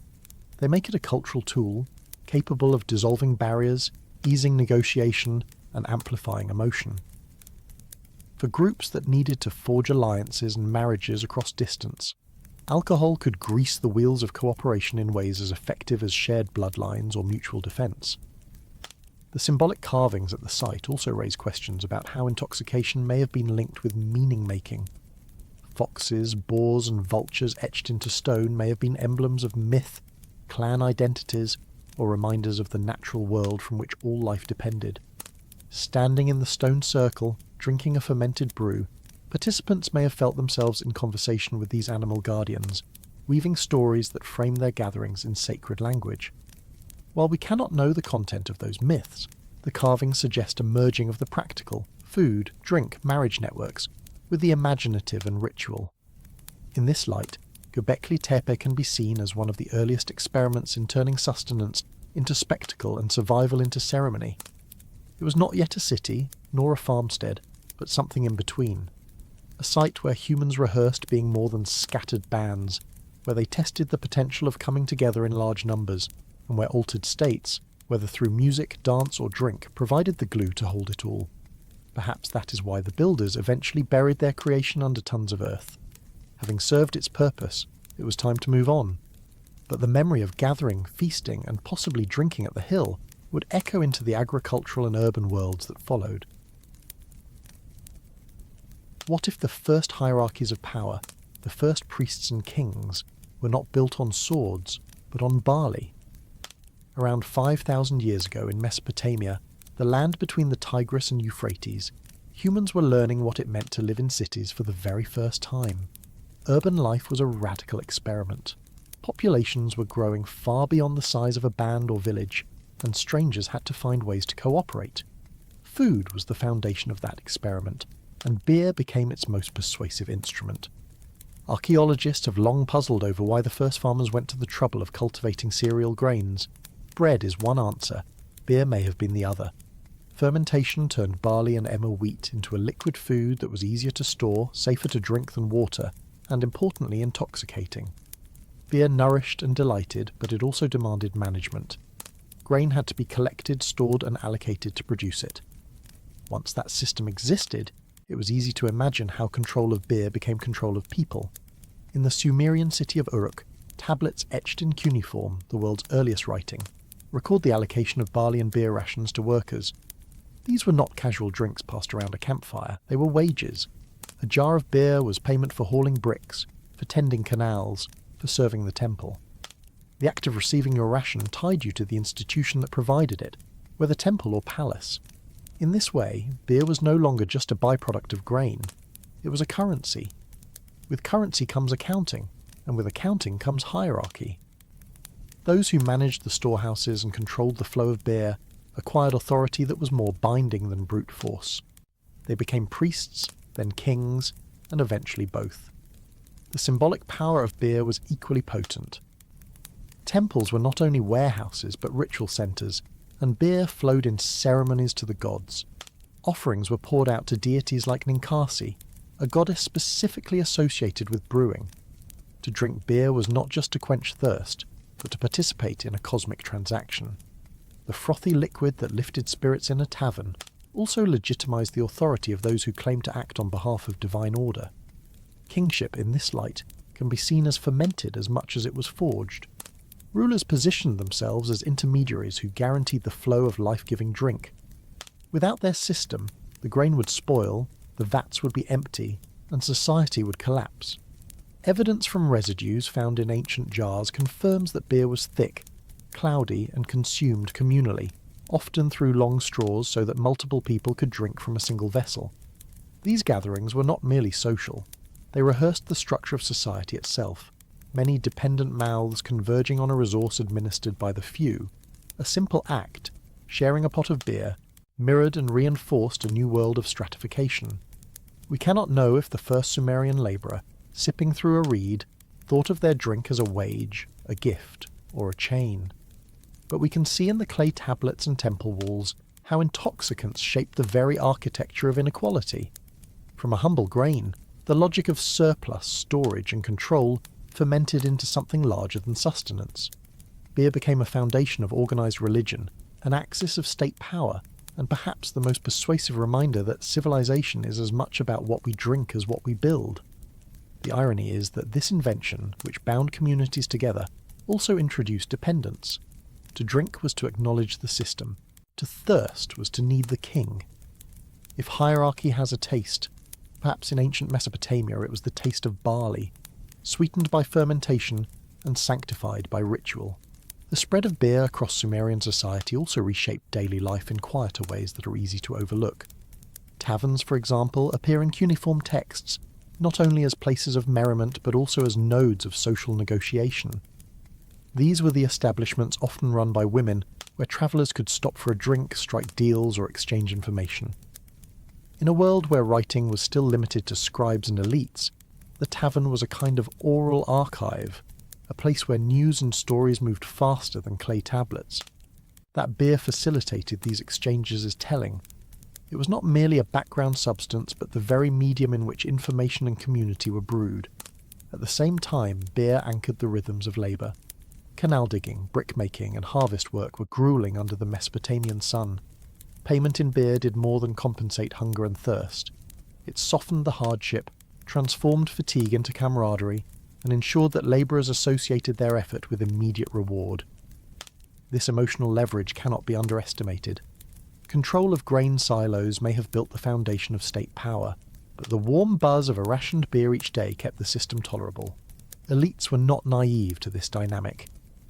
By offering sustenance laced with pleasure, they maintained loyalty without constant coercion. There is also evidence that beer became an important part of diplomacy. When city-states met to negotiate alliances or end conflicts, the sharing of drink was often central to the ritual. The act of raising a vessel together sealed agreements in ways words alone could not. Archaeological finds of standardized drinking vessels suggest that both the quantity and the ritual of consumption were codified, creating expectations that bound participants to their promises. To betray an agreement after sharing beer with another ruler may have been seen as not just a political offence but a sacrilege. The material remains further illuminate how beer was embedded in Sumerian cosmology. Residues in religious vessels, often buried in temple context, point to offerings poured not for human consumption, but for divine ones. The gods were imagined as partaking in the same intoxicant as mortals, a liquid thread weaving heaven and earth together. By positioning themselves as mediators of this divine drink, kings and priests magnified their legitimacy. The state was not just feeding workers, it was feeding the cosmos. When we step back, what emerges is a picture of beer as both tool and symbol. It fueled labour, lubricated diplomacy, affirmed ritual, and cemented hierarchy. Its pervasiveness shows that civilization was not engineered by abstract principles alone, but by substances with immediate visceral effects. People needed calories, yes, but they also needed connection, relief, and meaning. Beer delivered all of these, binding society to the temple and the palace. That we can trace so much of early urban life through the residues of barley and yeast is a reminder that the building blocks of history are not always stone or bronze. Sometimes they are bubbles rising in a clay jar, fragile yet foundational. By the 16th century, Europe was changing faster than it ever had before. Printing presses were spreading ideas, Protestant reformers were challenging Catholic authority, and merchants were binding distant cities together with trade. Yet amid all this upheaval, a quieter shift was brewing in taverns and kitchens, the transformation of beer itself. For centuries, European beers had been flavoured with druit, an herbal mix that could include yarrow, mugwort, heather, juniper, henbane, and sometimes even more dangerous or hallucinogenic plants. These were not just flavourings, but pharmacological cocktails, with effects ranging from mild sedation to outright visions. Brewing was often a household practice tied to women's work, and the line between alewife, healer and herbalist was sometimes indistinguishable. But by the early 1600s, a new set of rules was imposed that narrowed what beer could be and what culture was allowed to drink. In Germany, the famous Reinheitsgebot, or beer purity law, was passed in 1516. On its face, the law looked practical. It limited beer to only 3 ingredients: water, barley and hops. The stated purpose was to ensure consistent quality, to keep prices stable, and to reserve wheat for bread rather than brewing. But underneath these economic reasons lay another transformation. By By outlawing the use of Groot, the law effectively ended the centuries-long tradition of spiced, herbal, and occasionally hallucinogenic ales. With the stroke of a legal pen, entire categories of altered experience were excised from daily life. Why? Part of the reason was control. Groot had been managed through local monopolies, often linked to church authorities, who taxed and regulated the herbal blends. By shifting to hops, which could be cultivated at scale and standardized, brewing was wrested away from small producers and concentrated in larger commercial hands. It was no coincidence that this also displaced many women from brewing, rebranding it as a male-dominated profession tied to guilds and city regulations. The law thus reflected not only an economic shift, but a cultural one, where the church and state could more tightly regulate what people consumed and how they experienced intoxication. Another reason was suspicion. Many of the plants used in Groot, like henbane or mandrake, were associated with witchcraft in medieval imagination. Their effects could be disorienting, erotic, or hallucinatory, and as religious authorities tried to draw firm lines between acceptable piety and dangerous heresy, these brews became suspect. To drink hopped beer was safe, lawful, and orthodox. To drink Groot was to flirt with the forbidden. In witch trials of the era, women accused of brewing flying ointments or strange concoctions were often tied to the old herbal traditions. By enforcing hops as the sole legal flavouring, authorities could extinguish not only unregulated commerce but also the folk pharmacology that linked beer to visionary or mystical states. The irony is that hops themselves were psychoactive, but in a very different direction. Unlike the stimulating or hallucinogenic qualities of herbs and Groot, hops are sedative. They calm, they relax, they promote sleep. A hopped beer is less likely to send its drinker into ecstatic visions, and more likely to quiet them into compliant drowsiness. In this sense, the purity law can be read not only as an economic regulation, but as a cultural taming of intoxication.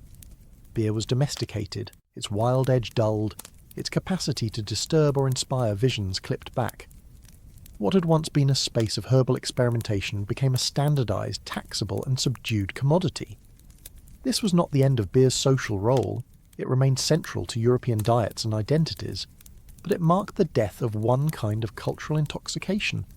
The buzzing, unpredictable, often feminine-coded brews of the medieval period gave way to a more docile drink, aligned with authority. By purging the old ingredients, Europe may have lost more than flavours. It may have lost a line of continuity with the ecstatic and visionary uses of plants that stretch back to prehistory. And so, a law about barley and hops tells us as much about power and belief as it does about taste. The purity law did not remain a local German curiosity. Over time, it spread its influence outward, shaping the wider brewing culture of Europe and eventually the world. In Bavaria, where it was first enforced, the law became a matter of pride and identity. Brewers boasted that their beer was pure, untainted by suspicious plants or questionable additives. This branding worked remarkably well, creating a cultural link between hops, order, and quality. What had started as an economic and social regulation turned into a moral one. To drink beer brewed outside the law was not just risky, but vaguely improper. The knock-on effects were significant.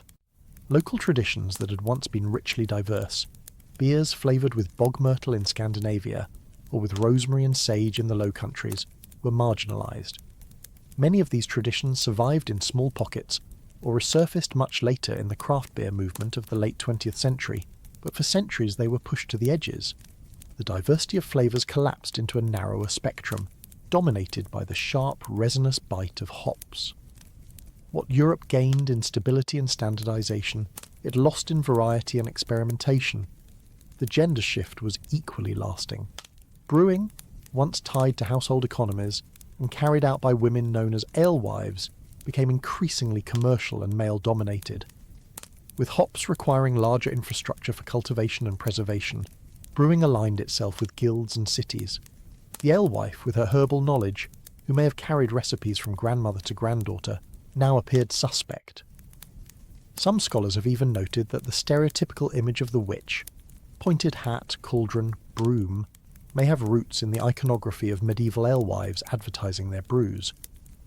Once the purity law and related regulations undermined women's role in brewing, that association turned from familiar to dangerous. from everyday to diabolical. The broader context was Europe's uneasy relationship with intoxication.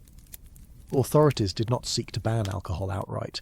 It was too central to diet and ritual, but they wanted it domesticated, manageable, predictable. Beer became the acceptable intoxicant precisely because it had been stripped of the visionary elements that once linked it to shamanism, herbalism, or even sorcery. In that sense, the purity law marks a pivot from a Europe that tolerated altered states as part of the cycle of life to a Europe that treated them with fear. The same centuries that saw beer regulated in this way also saw the Inquisition, the witch hunts, and the Reformation's battles over religious orthodoxy. And yet, even in this controlled form, the memory of those older brews lingered. Folklore preserved whispers of magical drinks, flying ointments, or ales that brought dreams. The law may have tamed beer, but it could not erase the long memory of humanity's relationship with plants that alter the mind. In some ways, the purity law is a testament to how powerful those older traditions were, powerful enough to be feared, outlawed, and remembered. What if the whole question has been the wrong way around? For decades, the stoned ape idea has asked whether psychedelic plants and fungi somehow sculpted the human mind into what it is today. It is a captivating suggestion, one that thrives in late-night conversations and speculative books, and one that stubbornly lingers because it feels like it explains too much to ignore. But when we place it under the light of science, the evidence is never more than circumstantial. We can map the savannahs and dung trails where mushrooms sprouted. We can document the chemical realities of psilocybin and DMT. We can point to the cave art and the shamanic rituals and the biblical visions. Yet, when we ask whether these things caused us to become human, the answer dissolves into the larger mystery of why we became human at all. It is here, at the end of our long story, that humility matters most. Psychedelics clearly played a role in shaping cultures, binding groups and inspiring rituals across continents and millennia. They offered glimpses beyond the ordinary, and humans again and again wove those glimpses into meaning. But the leap from cultural catalyst to evolutionary engine is too far for the data to carry. What we can say is simpler. Our species has always sought the strange. Whether through fermented fruit, smoke curling in ritual fires, or bitter-tasting mushrooms, we have leaned toward the threshold between ordinary perception and something other. That tendency is not proof that psychedelics created humanity, but it does suggest they reminded us of just how pliable the human experience can be, and perhaps that is the more profound insight. To be human has never meant to walk a single sober line. It has meant to test boundaries, to tinker with diets, to experiment with plants, to build myths from sensations we cannot quite name. Some experiments gave us nutrition, some gave us poison, and some gave us visions that outlasted the night. Our evolutionary story is full of accidents and detours, and psychedelics, if nothing else, are part of that landscape of chance. They remind us that becoming human was not a straight march of progress, but a series of encounters with the unexpected. So did mushrooms and smoke and brews make us who we are? The best we can say is that they walked alongside us. They were never the sole driver, but they were companions in the long process of self-discovery. They gave us metaphors for the divine, for death, for rebirth, for the strange capacity of a brain to see more than what is directly in front of it. They helped us craft stories that outlived bones and stone tools, and in that sense, whether they were ever engines of evolution or not, they became part of what we call humanity. As we close this journey, one truth stands above the speculation. The human story is inseparable from curiosity. We were always going to taste what we should not, to inhale what burned, to drink what frothed, to chew what glowed. And sometimes those experiments gave us glimpses that were terrifying, sometimes healing, and sometimes just strange. That is not proof of the stoned ape, but it is proof of something else, that being human has always meant living on the edge of the known, playing with the unknown, and carrying those stories forward. There is also another way to think about the question, one that does not require proof in the form of fossils or DNA, but instead rests on the continuity of human behaviour. If we look across cultures and centuries, we find the same repeated impulse. People seeking out altered states not as a distraction, but as a means of orientation. It might be tempting to dismiss such pursuits as side notes in the story of survival, yet the persistence of these practices suggests they answered needs as real as food or shelter. A ritual meal with psychoactive plants could mark transitions, ease grief, or bind a scattered group into a common rhythm. Even when stripped of evolutionary speculation, this alone shows that psychedelics have had a durable place in what it has meant to live as a human. Still, we cannot forget that speculation has its limits. Evolutionary history is written in fragmentary fossils, incomplete archaeological layers, and molecules of DNA that rarely survive the passage of tens of thousands of years. No psilocybin molecule has been pulled intact from a site 2 million years old. No cave painting comes with a label that reads, "Made while tripping." What we have are hints and patterns, and it is responsible to admit that these can only ever support stories, not prove them. This is why so many scientists, when asked whether drugs made us human, smile, shrug, and redirect the conversation toward what the evidence can actually show. And yet, to reduce the question only to hard data is also to miss something important. Human history has always been lived at the intersection of biology and imagination. We know that fire did not just warm our bodies, but transformed our diets and our nights. We know that stone tools did not just cut meat, but also reshaped hands, coordination, and social structures. Psychedelics belong to this same category of catalysts. Even if they did not spark new genes or brain structures, they changed what people did together, what they feared, what they told their children. They gave metaphors for crossing thresholds, for dying and being reborn, for touching the divine. That is not evolutionary biology in the strict sense, but it is cultural evolution, and culture has always been one of humanity's most powerful adaptations. So perhaps the question is not whether mushrooms or smoke or brews made us human, but whether they revealed what was already waiting in us. A nervous system tuned for curiosity, a mind eager to make meaning, a species restless enough to test the borders of ordinary life. In that sense, psychedelics did not invent humanity, but they may have amplified one of its oldest instincts, to wonder at what lies just beyond the edge of the firelight. Thank you, fellow sapiens, for wandering this timeline with me, for drifting into deep time, for slowing down and remembering. If this helped you fall asleep, helped you study, or simply helped you step out of the noise for a while, thank you for being here. If you think more people should know this story, you know what to do. Like, subscribe, share it with the sapiens in your life, and tell me, are you listening before bed, while working, or somewhere in the world I can only imagine? And as always, stay curious, stay calm. I'll see you in the next story.